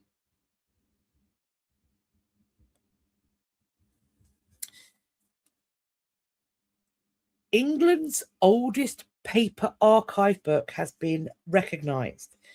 This is believed to be one of the earliest surviving archival paper books in England, and it's been recognised by the United Nations Educational, Scientific and Cultural Organisation, you know them better as UNESCO. The Red Register, written in medieval abbreviated Latin, dates to the 1300s. It contains records of King's Lynn, including wills from the Black Death, lists of men sent to fight in the 100 Years' War, and freemen of the borough. It's one of 5 items added to the Memory of the World National Register. Through it, we're told, quote, you can see how the town has evolved, has changed, and how the governance was done 700 years ago. It's a wonderful little insight into the world then. It's a unique and irreplaceable item. Alongside the Red Register, other items being added to the UNESCO archive are the Magna Carta and the Domesday Book. Yes, that makes sense. At this time, when this was being made, King's Lynn was called Bishop's Lynn at the time, before the Reformation. But to have something like this created then shows the worth and asset of the period. Quote, in a way, it's just another one of our amazing artefacts we've got at King's Lynn. At a time we're trying to remind ourselves here in King's Lynn and West Norfolk, and remind the country and the world this is a significant place you really need to visit and to boost the economy. It's phenomenal. How cool is that? I like it a lot.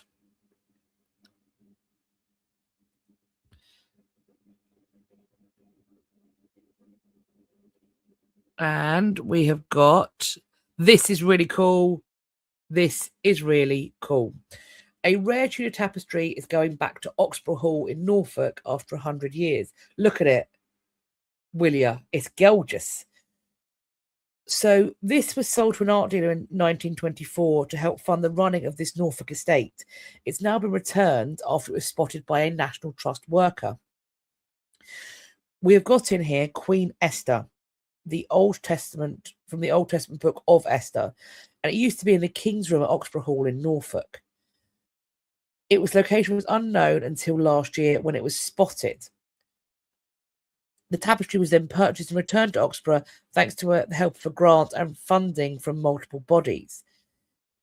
Oxborough was once home to the Bedingfield family and had been for more than 500 years. The 7 tapestries were sold at auction in 1924 by Sir Henry Bedingfield, the 8th Baronet. This was one of several significant collection sales in the early 20th century that were used to pay for death duties and to raise funds for the upkeep of the estate. This, though, is described as an Oxborough heirloom, passed from Beddingfield to Beddingfield through generations. There was the Esther tapestry is in exceptional condition, thankfully. It has benefited from minimal previous conservation and past reweaving. Nothing can take away the splendour of this tapestry. It was thought to have been part of the collection at Oxborough since the Tudor period, dating to the reign of Henry VII. It is contemporary with the original furnishing of this Tudor courtier's home. It's said to be a true honour and every art dealer's dream to make a significant contribution to a tapestry's history by returning it to its place of origin. And it's going to be on public display at Oxborough. It's already there. It went on display 9 days ago, 20th of June. It's going to be on display until December of this year.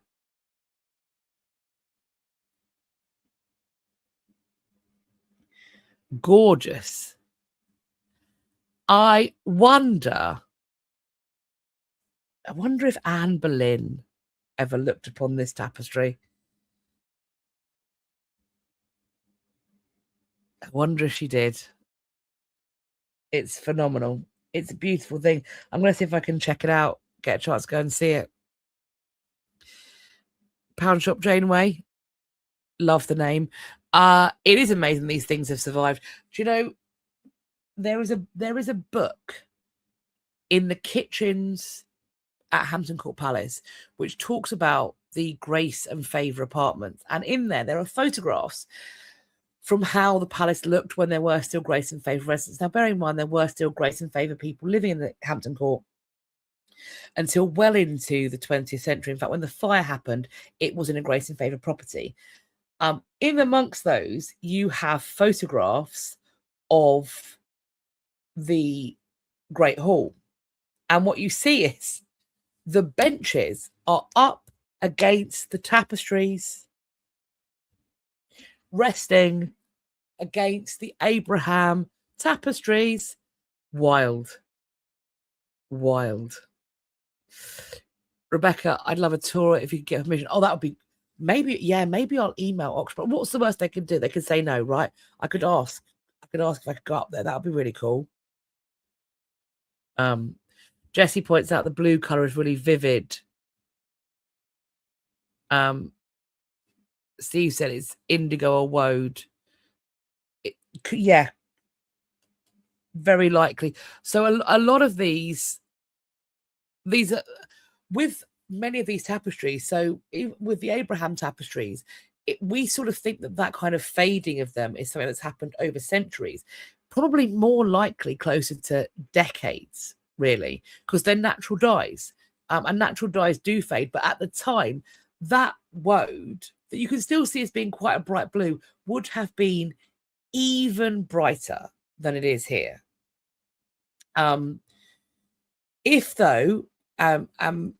If you want to get a really sort of permanent blue, then you're looking at lapis lazuli, grinding that and making paints and things like that. That tends to be what you're using for the blue of Mary Mother of Jesus's dress. But to get that, you have to be in a trading relationship with somebody who can get you into Afghanistan, because that's where it's coming from.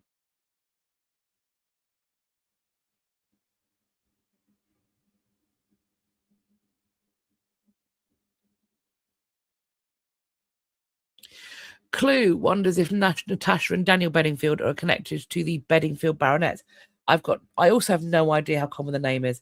I think also the other thing that we have to flag is that if you go back far enough, we're all descendants of Edward I, because at that number of generations removed, you've got, well, first of all, you've got a generation collapse, because there weren't as many people as that on Earth. So at that time, so you're not actually related to that many people.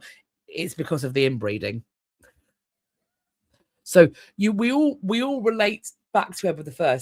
I mean, particularly if you're British, but European generally, you're all related.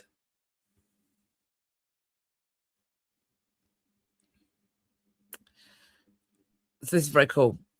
Also, mesh detectors once again. Look at what this lucky man has found. A 16th century gold diamond cluster ring. Wow. Found in November 2024. Stuart Jones, 42 from Solihull. Understandably overwhelmed with joy, finding the ring bearing 8 diamonds. And the proceeds of this ring sale are going to be split with the landowner. It's expected to go between £15,000 and £20,000. It went under the hammer on the 23rd of June. I'm not sure what it went for yet. If I find out, I will, of course, update you. It is gorgeous. It was examined by the British Museum, and it's a flower head bezel composed of a cluster of 8 hogback diamonds, which is very rare, although 2 of them are loose. Just 2. Brilliant. It was found to be 19.2 carats, which is the exact gold standard set by Edward I in 1300. Can you imagine plucking that out of the ground? It's really pretty. It's gorgeous. Love it. Next up, it's not the same as the Otzi yeast, but it's kind of adjacent. And I wonder what you think about this too. So, researchers have transformed wooden fragments from a 17th century shipwreck into a pair of stylish maxi dresses. Oh, so Jessie's found it. Thank you. Update on, let me go back. Hang on. The diamond ring unearthed by a mesh detectorist in the Cotswolds, hailed as a once-in-a-lifetime find, has fetched £17,000 at auction. So that is sort of smack bang in the middle of what they had said it was going to go for. Thank you for that. Find that update. Brilliant. Thank you, Jessie. Wonderful. So, what are we thinking here? Scientists at Aalto University in Finland saved pieces from the Hatipera wreck and turned them into textile fragments. So in 2019, the remains of a 19th century cargo ship were found beneath a hotel parking lot. Now they have incorporated some of the historic ship into 2 maxi dresses. Centuries-old wood has been turned into fibre, which are then spun into a tannish brown yarn with a subtle sheen. It's beautiful. Then they used AI to knit them into a pair of long sleeveless dresses. They call them frocks here. So when they found the wreck, it was discovered and then documented and preserved by conservationists. They did this with as much as the structure as they could, but they couldn't save everything. So they ended up with leftover pieces of wood that were destined for the trash. Really? So rather than do that, they wanted to give the wooden fragments a second life. Why are we binning them? Is that normal? I'm not an archaeologist or a conservationist or a conservator, rather. Is that normal? Do we bin stuff like that? Okay. Don't know. So they decided to try turning the wood into textile using a special eco-friendly process developed at the university. So they removed the exterior layer of shipwrecked wood to expose its inner core, which they found to be free of impurities. They then shred the core, turn it into a pulp. They convert the wood pulp into strong silky fibres that is then spun into yarn. They didn't bleach or dye it, so that the shipwreck's original colour could shine through. They then transferred it to the knitting studio at the university, where experimental AI made a pattern to knit the identical dresses. The surface of each dress is designed to be inspired by wood grain and digital noise, whatever that means. They then use a knitting machine to produce the dresses, 2 seamless forms, and not an inch of yarn went to waste.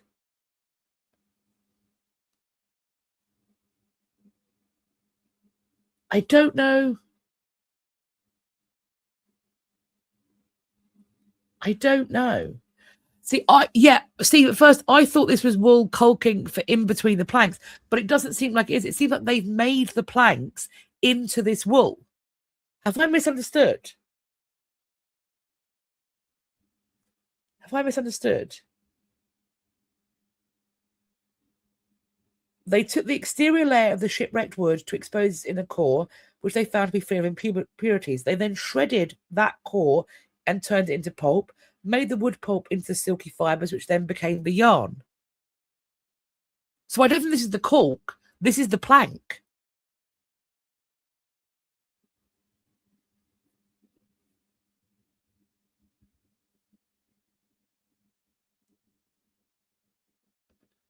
Why would they have been binning?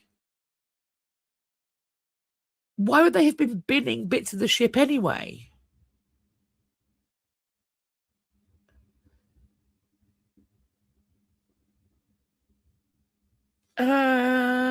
Jennifer, did they say what type of wood was used? Let me look. No? Wood. Just wood. In a way, I kind of think it's cool that it's preserved. It's better than it going in the bin. But why are we binning it?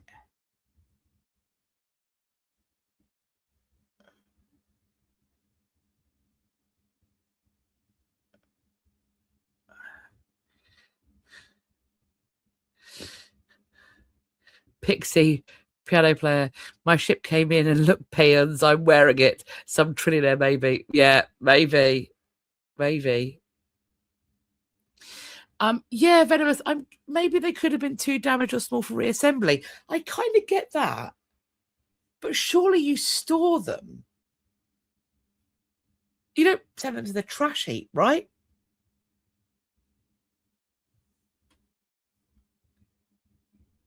I mean, maybe not display it or put it back in the reconstruction, but why are we binning it? That's my question.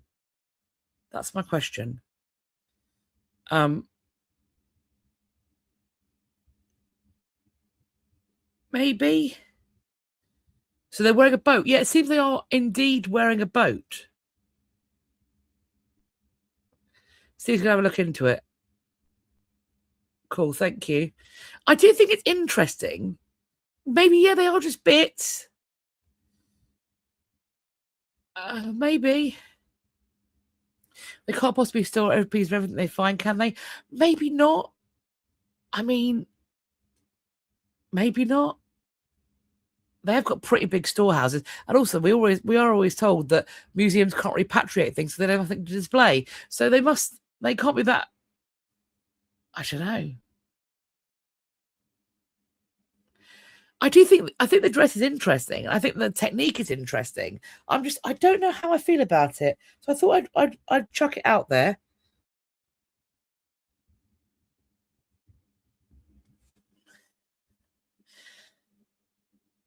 Yeah, I mean, I get they had documented every piece, but like I said previously, we don't know where our understanding and our testing of historical artifacts is going to go.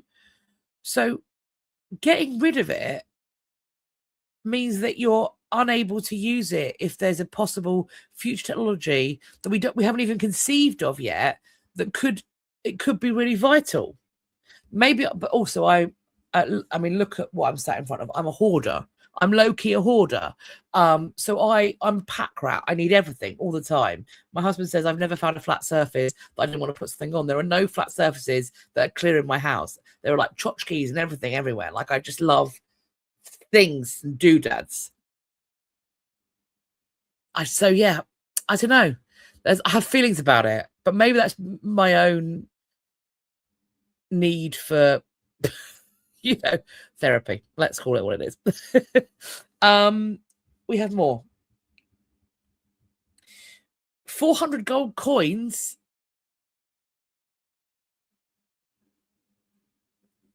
Oh, okay. So Steve said they dissolved the wood fibres in xylene to create a fibre called tencel.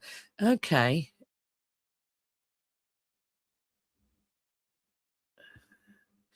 Marianne Rose, they didn't bin it, they made a dress from it. Exactly. So I'm in a way, I'm happy they weren't binned. But it's weird to me. They were like, we may as well make a dress out of it, because otherwise we would have binned them. Why are we binning stuff? Why was that ever an option? That's my question. Maybe that's because I can't bin anything. I have a problem. I have a problem. 400 gold coins are cracking a centuries-old shipwreck mystery. Sank off the coast of England in 1633. This is the ill-fated Dutch trading ship Dom van Keulen. It left Morocco for the Netherlands in the fall of 1633 with a hefty cargo, including more than 9,000 gold coins. Before it could get to home, it sank off the coast of England. All of the crew, luckily, survived, and were likely, and most of the cargo is thought to have been salvaged off the sinking. The ship was loaded with 150 bags of gum arabic, 64 bags of saltpeter, 320 goat skins, and 9,000 Barbary ducats and other Moroccan coins.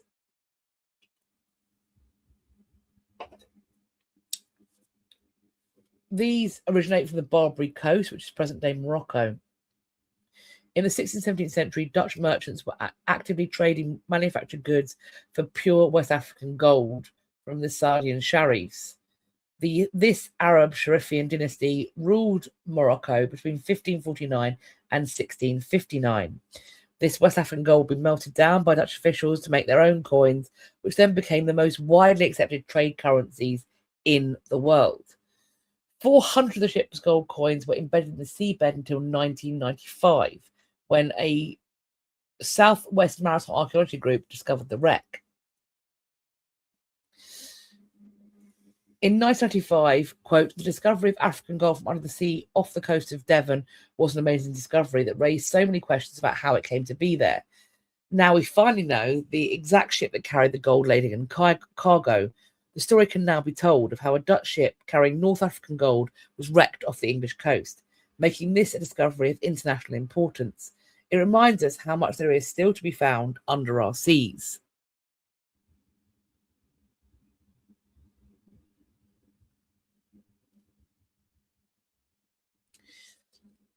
This one's another interesting one. They have discovered an alteration to a Rembrandt. Layers of overpaint have been removed from a 17th century painting to confirm that it was painted by Rembrandt, and to reveal that a turban on one of the figures had been replaced with a traditional soft Dutch cap. Nope, a Dutch soft cap. That's what I said was different, and I take it back. A Dutch soft cap. And Brian said, now I said Under the Sea, it's stuck in my head. We watched Little Mermaid the other day. Gabriel was unsure of what was happening. I think he sort of ended up feeling bad for Ursula in the end. This is Let the Little Children Come to Me. It's about tolerance, with Christ blessing children as well as adults. Rembrandt is depicting a crowd of diverse figures. As well as the man in the turban, people from the Jewish and Christian faiths are also represented. It seems that the artist was inspired by the multicultural, religiously diverse street of 17th century Holland.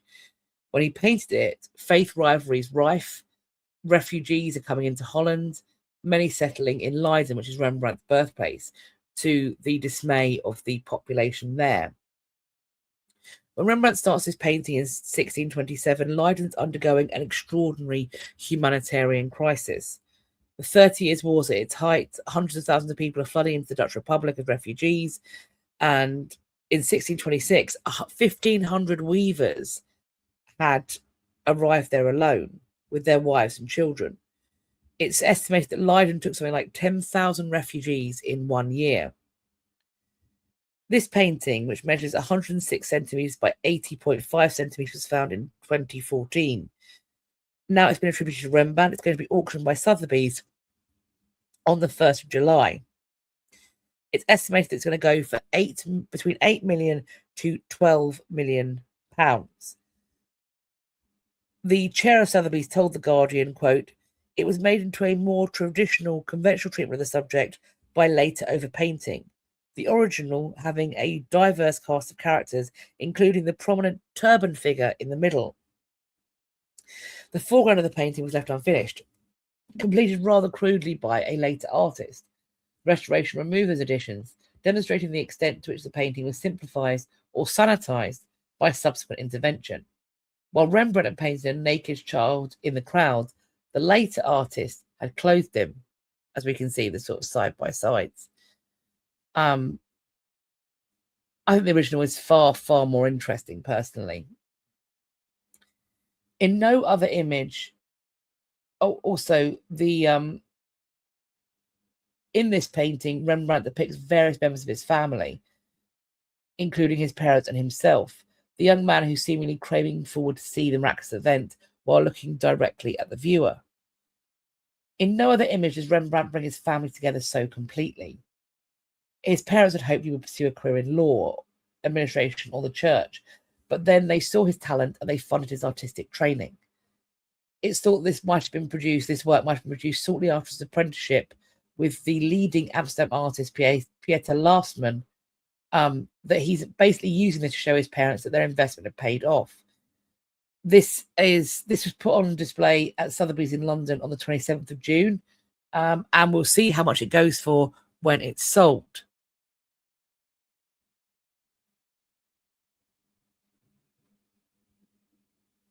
It's beautiful. I think the original is beautiful. I love it. It's so cool.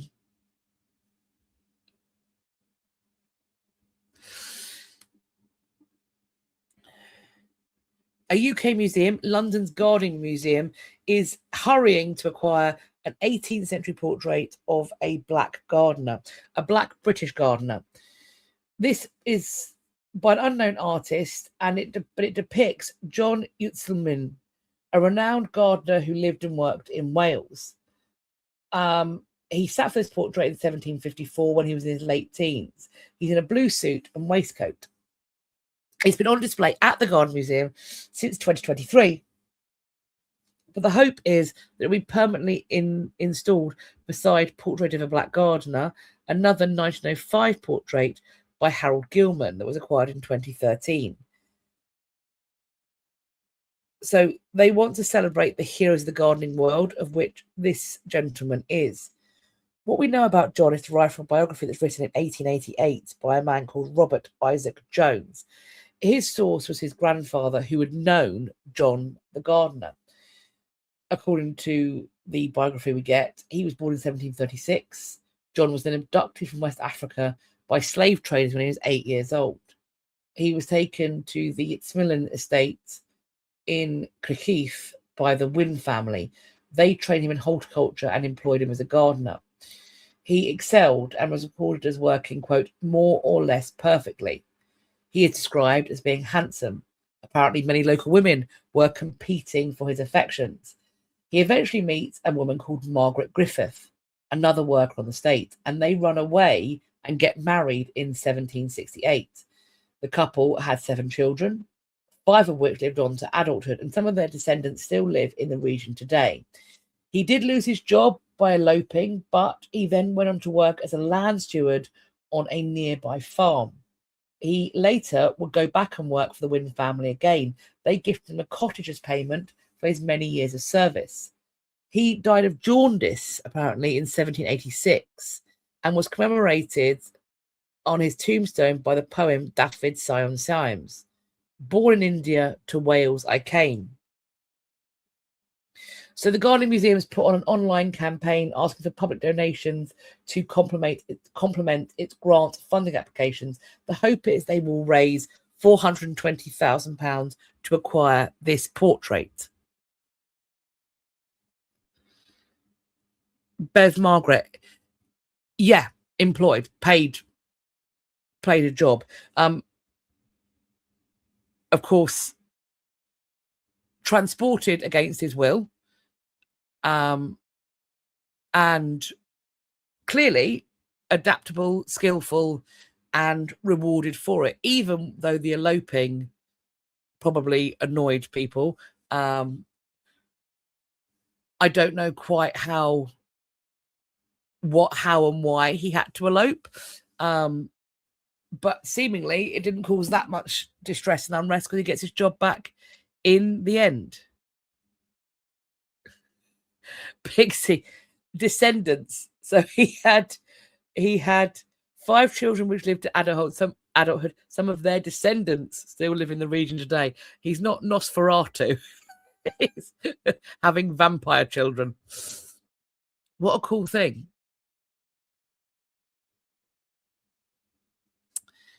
A painting bought in a charity shop for $100 in the US has sold for £190,000. Art teacher Helen Plotkin bought this work by Scottish colourist F.C.B. Cadell in White Plains, New York in 1966. It then hung in her living room for 60 years.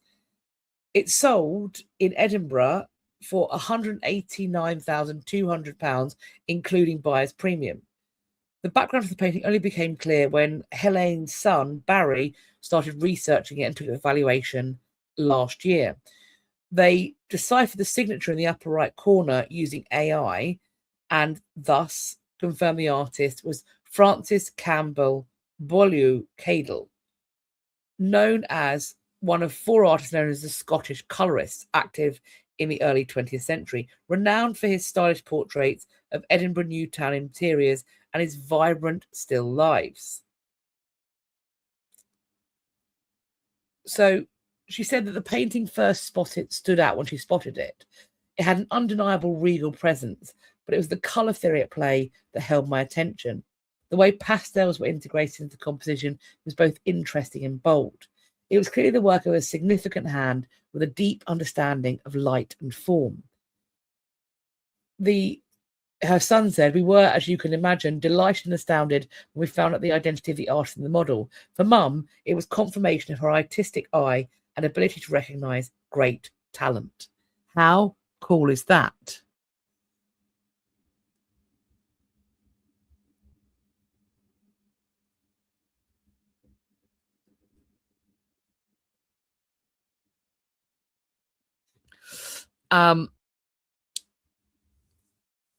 Now then, Major Oak, the tree connected to the Robin Hood story.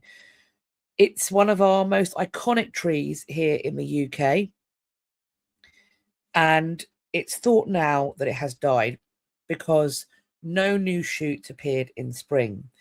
It's thought that this tree has been in Sherwood Forest in Nottinghamshire for as much as 1,200 years. Work has been done to protect the tree, which of course has attracted millions of visitors over its life. But they did know that it was in a natural decline. This is the tree's first spring with no leaves, so they believe that Major Oak has died.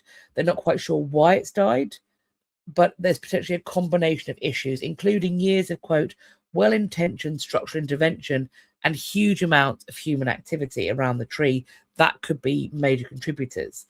However, the effects of climate change, including recent heat waves and droughts, have compounded the challenges it would normally be facing. However, Major Oak will remain standing in the forest as a monument for people and for wildlife. Saplings from this tree have also been planted from all across the world because this is even dead. This is a home to an incredibly biodiverse ecosystem. It's massive. So it is staying up, presumably for as long it doesn't pose a threat to anybody or anything. Brilliant. It's very sad that it's died, but I'm glad it's staying up.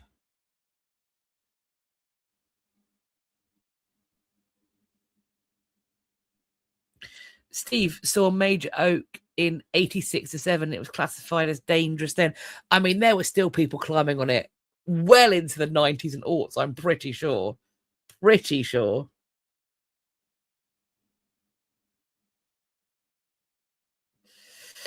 Steve says they need to let it fall and become recyclable, the natural rotting process. I mean, I think the thing is, if they now took away the struts and the structures that are holding it up, it would just collapse. I think they probably won't do any more intervention. So we'll see. Any more updates, I will, of course, let you all know. A Picasso stolen has turned up during a drug raid near Paris, reportedly having been taken from a storage facility. This artwork, we don't know which one it is, it's been authenticated but not revealed, is apparently worth tens of millions of dollars. It reportedly depicts Marie-Thérèse Walter, who is one of Picasso's most famous models. He met her on the streets of Paris in 1927. She was a teenager. He was 45. Gross. He watched her emerge from the depths of the subway and thought she had an interesting face. He later claimed he dreamt of Walter before they met. He took me to the studio, Walter recalled. He looked at me. He seduced me. He kept looking at my face. When I left, he said, come back tomorrow. And afterwards, it was always tomorrow. Nah.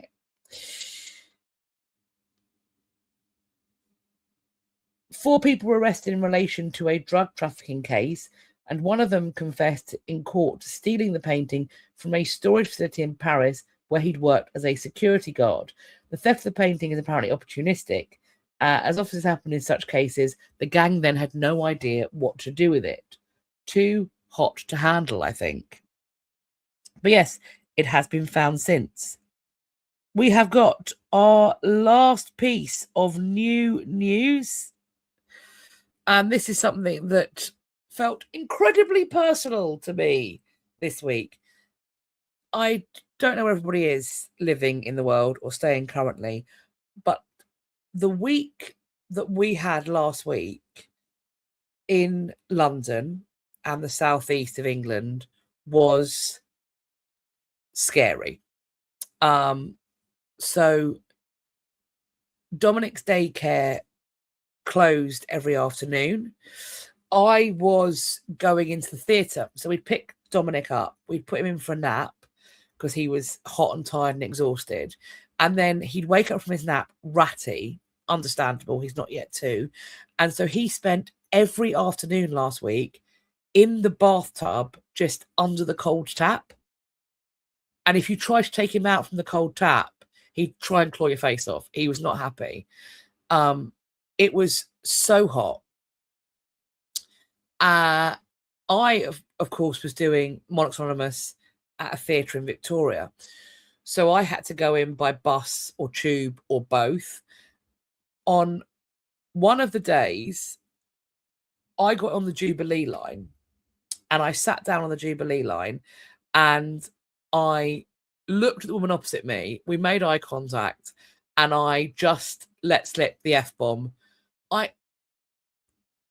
It was like getting into a steam room, in that, you know, when you're in a steam room and your arms are just slick with sweat because it has nowhere to evaporate to.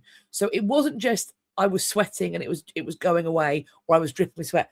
My entire body, it was like being in a steam room. And I suddenly thought we went into a tunnel. We left the station, we go into a tunnel, and the train paused in a tunnel. And I suddenly felt what I can only tell you was just unbridled panic. Because I thought to myself, if this tube stops here, if we get stuck, people are going to get really sick really fast.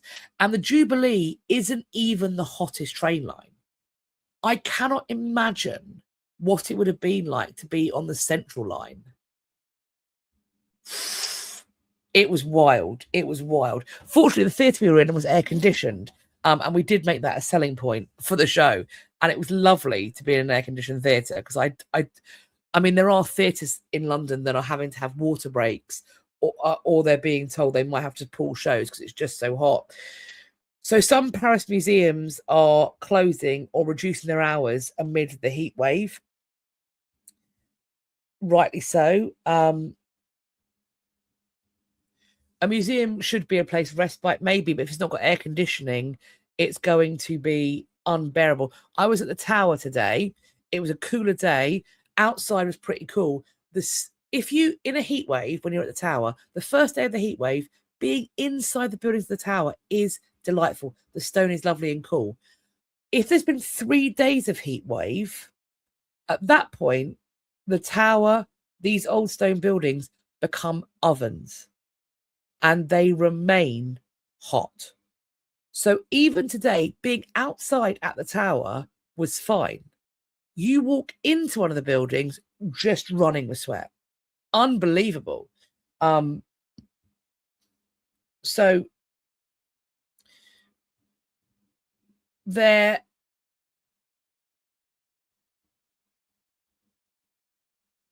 temperatures in Paris have exceeded 100 degrees Fahrenheit.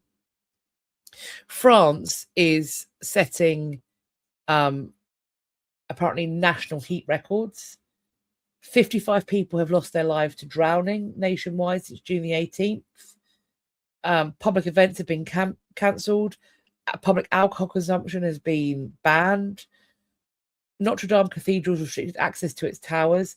The Palais de Tokyo has announced an exceptional closure. The Eiffel Tower closed at 4 p.m. It's usually open until late at night. The Musée Carnavalet closed all of its rooms except for a temporary exhibition, which is the only space that's air conditioned. The Louvre, normally open till 6 p.m. or around 9 p.m., depending on the day of the week, has announced it's going to be closing at 4. These museums are vulnerable. They're not fully adapted for climate change. And it's already hot. And if you then have tens of thousands of people walking through it, heating up the spaces further, they can't protect the works of art. They can't protect the building's fabric. They can't protect the artworks themselves. So it becomes dangerous, not only for people inside, but also for the works of art. And installing aircon isn't that easy either, because you then have to properly climate control it. It's not going to be expensive. It's not going to be cheap to do that. It's going to be really, really expensive.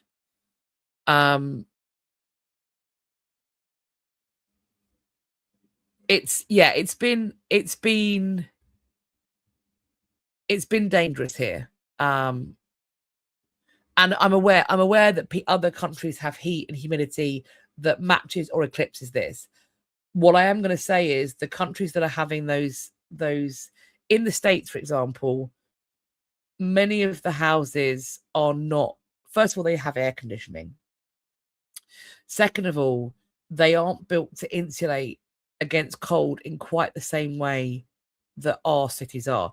London, the ground under London is clay. It holds the heat. So the tubes are cooking. The ground is also cooking. It's hot. We took out a lot of our tree-lined boulevards. So they're putting them back in now, but trees cool it down. I was genuinely fearful for people up in the tower blocks, because these tower blocks, they are so insulated for heat. The house that the flat that we live in, we have not turned our heating on. We've lived here 5 years. We haven't turned our heating on. We keep our windows open till mid-December, at least. We've reopened them by February. But there is just no need to have the heating on. It's hot enough in winter. So in summer, it does become quite unbearable. And people are in their own homes getting heat stroke. So yeah, I understand why they're closing. It is risky. So I hope if you are in a place where a heat wave is hitting, you are managing to stay cool and safe. Make sure you stay well hydrated, keep your body temperature cool, don't take any silly risks. And yeah, do what you used to do. Find aircon, supermarkets, cinemas, etc.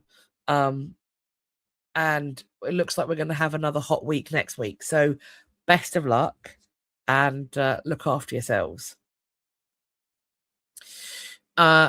Let's move on to the ding dongs. Here we go. The Cern Abbas giant. Volunteers have been restoring one of the most famous ding dongs in all of Britain.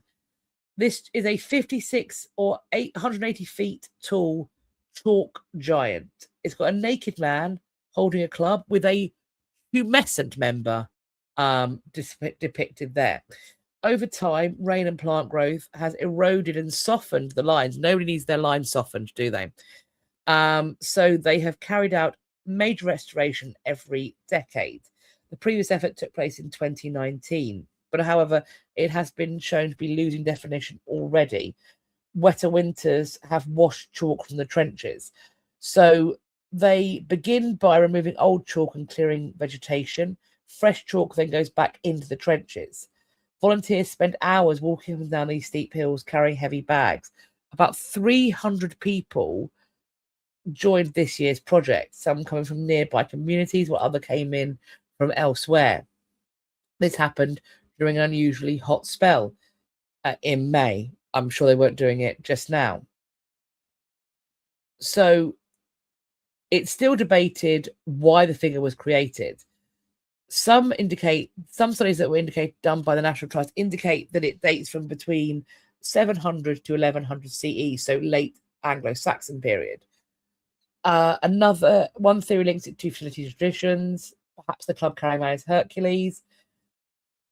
This year, the work has got a lot of importance because a fundraising campaign recently got £330,000 together to buy more than 130 hectares or 320 acres of surrounding land. The area is viewed as being highly significant, and for future surveys and excavations might explain how this giant once fit into the landscape and the role it played in medieval England. Now, though, volunteers are working to replace the lost chalk one trench at a time and to keep this centuries-old figure alive and well, so to speak.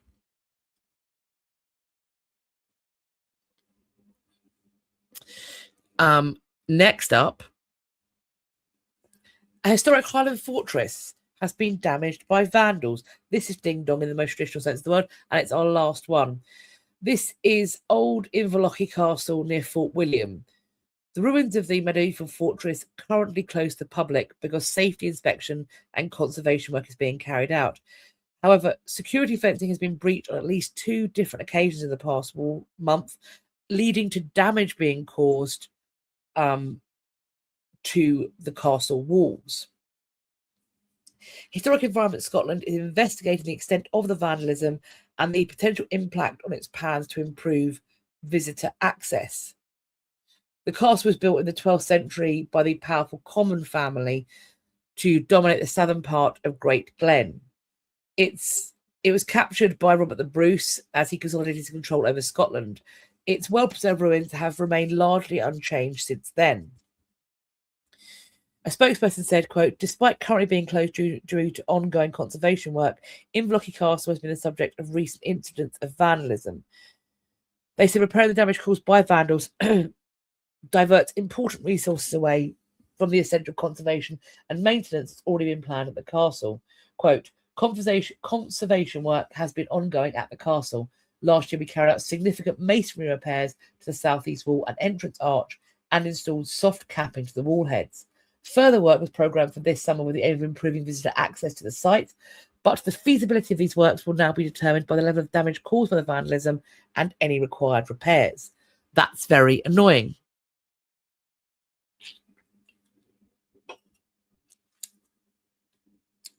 I wish they wouldn't have done that.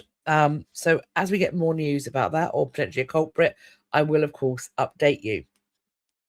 Now we are moving on to events and exhibition, and we have got a few of these this week. So first up, news. We've talked about it before. The Bio Tapestry is going to be on display at the British Museum, opening on the 10th September 2026 and running until the 11th of July 2027. Now, this is an expensive ticket. I believe the time slots are 45 minutes a piece. I don't know if you can overstay those. They are currently open to members. I'm not sure when standard ticketing will go out, but for adults wanting to go, standard pricing, an adult is £33. Off-peak, £27.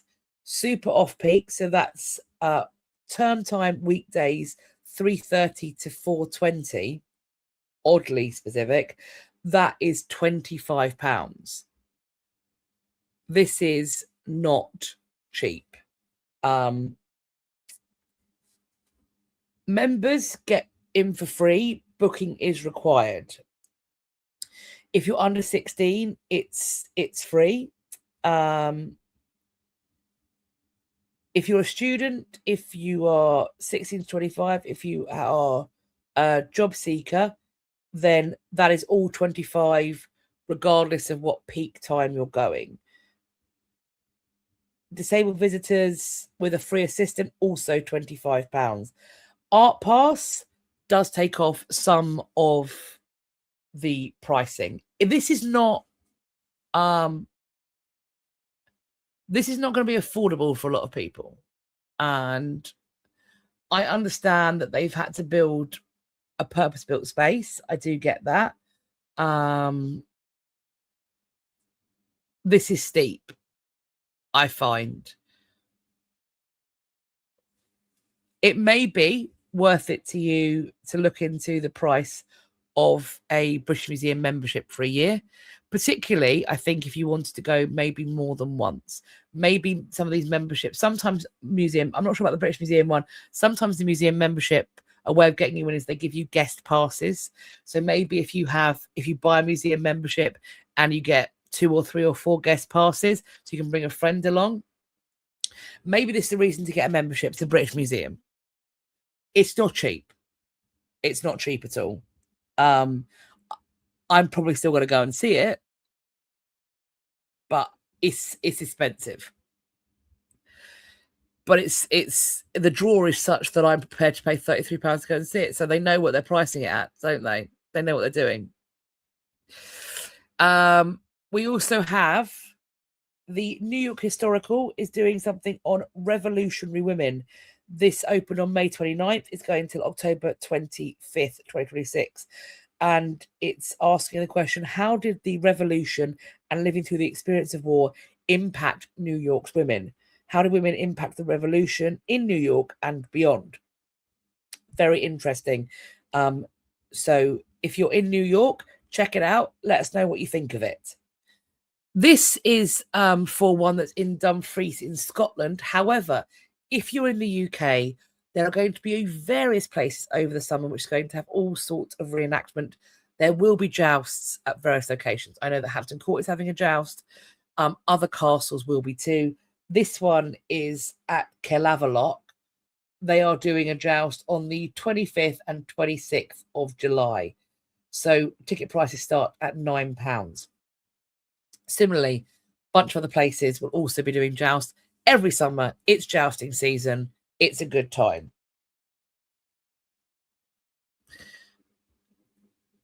New York here, this is the Morgan Library and Museum.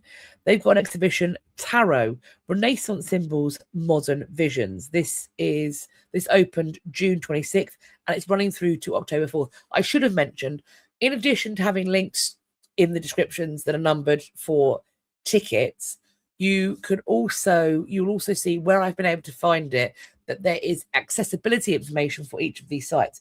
Now, I haven't included accessibility information for the jousting at Llew because it's outside, and they do say on this little bit, not a separate accessibility page, that there are ramps up to where the jousting is going to happen, so it is accessible. Yes, Scarlett, I'm very interested by the tarot exhibition. If anybody gets a chance to see it, do let me know. Let me know what the book's like. Is it worth checking it out? It does look cool. Wheezy asked, will it be too hot for jousting? No. I mean, will the people doing the jousting be sweaty? Yep. Would I love to get into a padded gambeson, padded coif, and plate armor and get onto a horse and run about with a big stick? No, I would not. I would not. However, they'll run at the lists maybe for 10, 15, 20 minutes. They will then be got off of their horse. They will then be stripped down to their shirts and they will be able to cool off. Because, yeah, it is hot, but it's not so hot that they can't fight in it. Bearing in mind that if you want to do your battling in medieval and early modern Europe, you're going to want to do it in summer because you don't want to get bogged down in water. So it is sweaty, but you're in something reflective, so it is reflecting the heat away. It's the padded jackets. They are horrendous. I remember when we used to do a lot of kind of stuff where there was fight calls or there was somebody who was a fighter who was just in the padded jacket all day. And over the course of the summer, that thing never dried out. Like the guys would be putting on somebody else's wet gambeson from the day before. It just never dried out. In fact, they probably would have been cooler in the plate armor because it would have reflected some of the heat away. Just in the gambeson, rank, absolutely rank. That thing stood up by itself. Project Trainbow's camp. Look, I haven't, in these jousts, I'll be honest with you, I haven't heard of a horse getting injured or suffering. It may have happened. I haven't heard of it. I have heard of the jousters getting injured. What you are seeing a lot more now, though, is rather than being a reconstructed or reenacted joust where they're really hitting each other with sticks, what you're seeing more and more is stunt riding. So it's very high octane, but it's stunt riding. So it's safer for the individuals involved and the horses, and they are very well cared for. I haven't heard of injuries, and they're also armored, but I'm sure it's quite hot and uncomfortable too.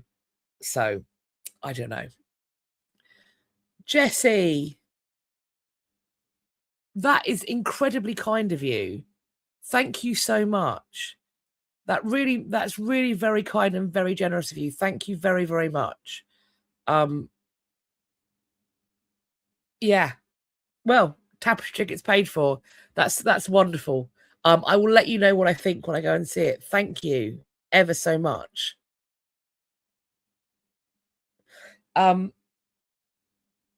We have also got, if you're in Florida in the US, Jessie, I'm going to have fun and I will absolutely let you know how it is. I'm not sure if I'll be allowed to take photographs or film or anything, but I will maybe do some shorts about going in and what I think about it.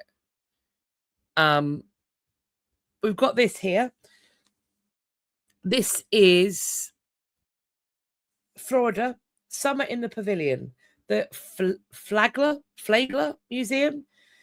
They have got a bunch of hands-on arts and crafts and STEM projects aimed at kids, suitable for children ages 3 to 12, activities from the Gilded Age. This looks super fun. If you do get a chance to go and check this out with your little humans, if you've got some little humans in your life, let us know how it goes. It looks great. So you've got things like, it's a self-guided program. Activities might include engineering challenges like building bridges inspired by the railroads and infrastructure that transform Florida. There's art projects like creating nature paintings and other Gilded Age creations, each of which is designed to help visitors make meaningful connections between history, innovation, and imagination. It looks so fun. There is also things, if you're not there with kids, the Summer in the Pavilion has got all sorts of opportunities to step through and learn all about this period. So I think it's not just for kids, but there is a real cool kid offer available.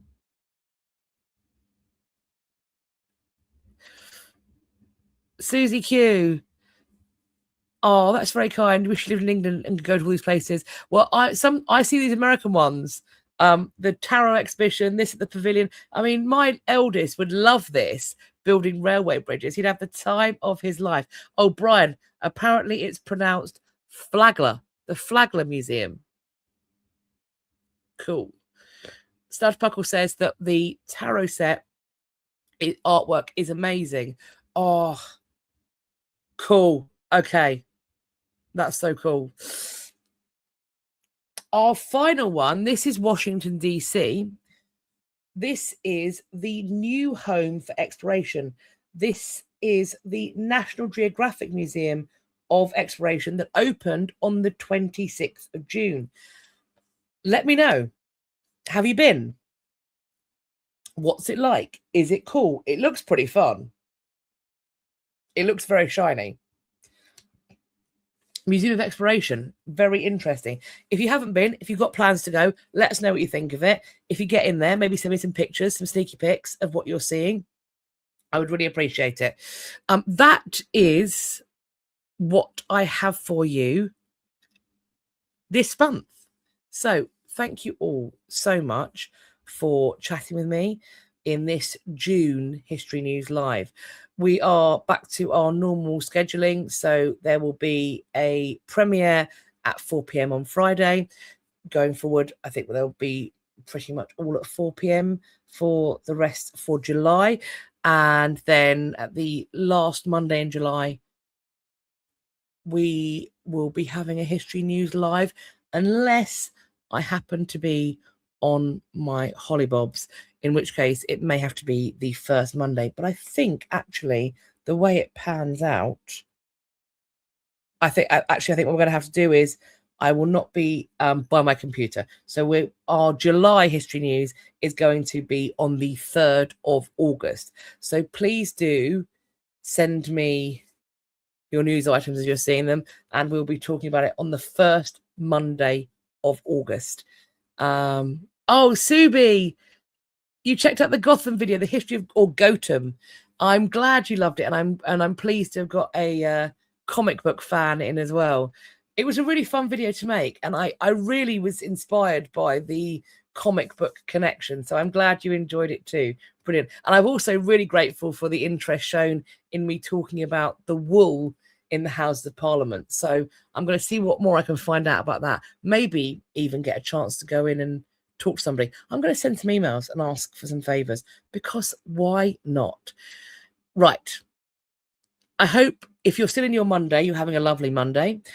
Indeed, I hope you're going to have a wonderful rest of the week and rest of your June and a great July. And we are going to chat more about the history news at the start of August. And I'm looking forward to chatting with you in the premieres that we're going to be doing as well.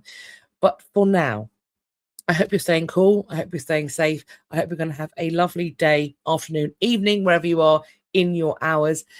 Please make sure that you like, subscribe, hype, bell, all of those good things, buttons, sharing, comments. The more you interact, the more it's supposed to help me out. For now, though, I'm going to go and get ready, sit in front of a fan, get ready for some bedtime.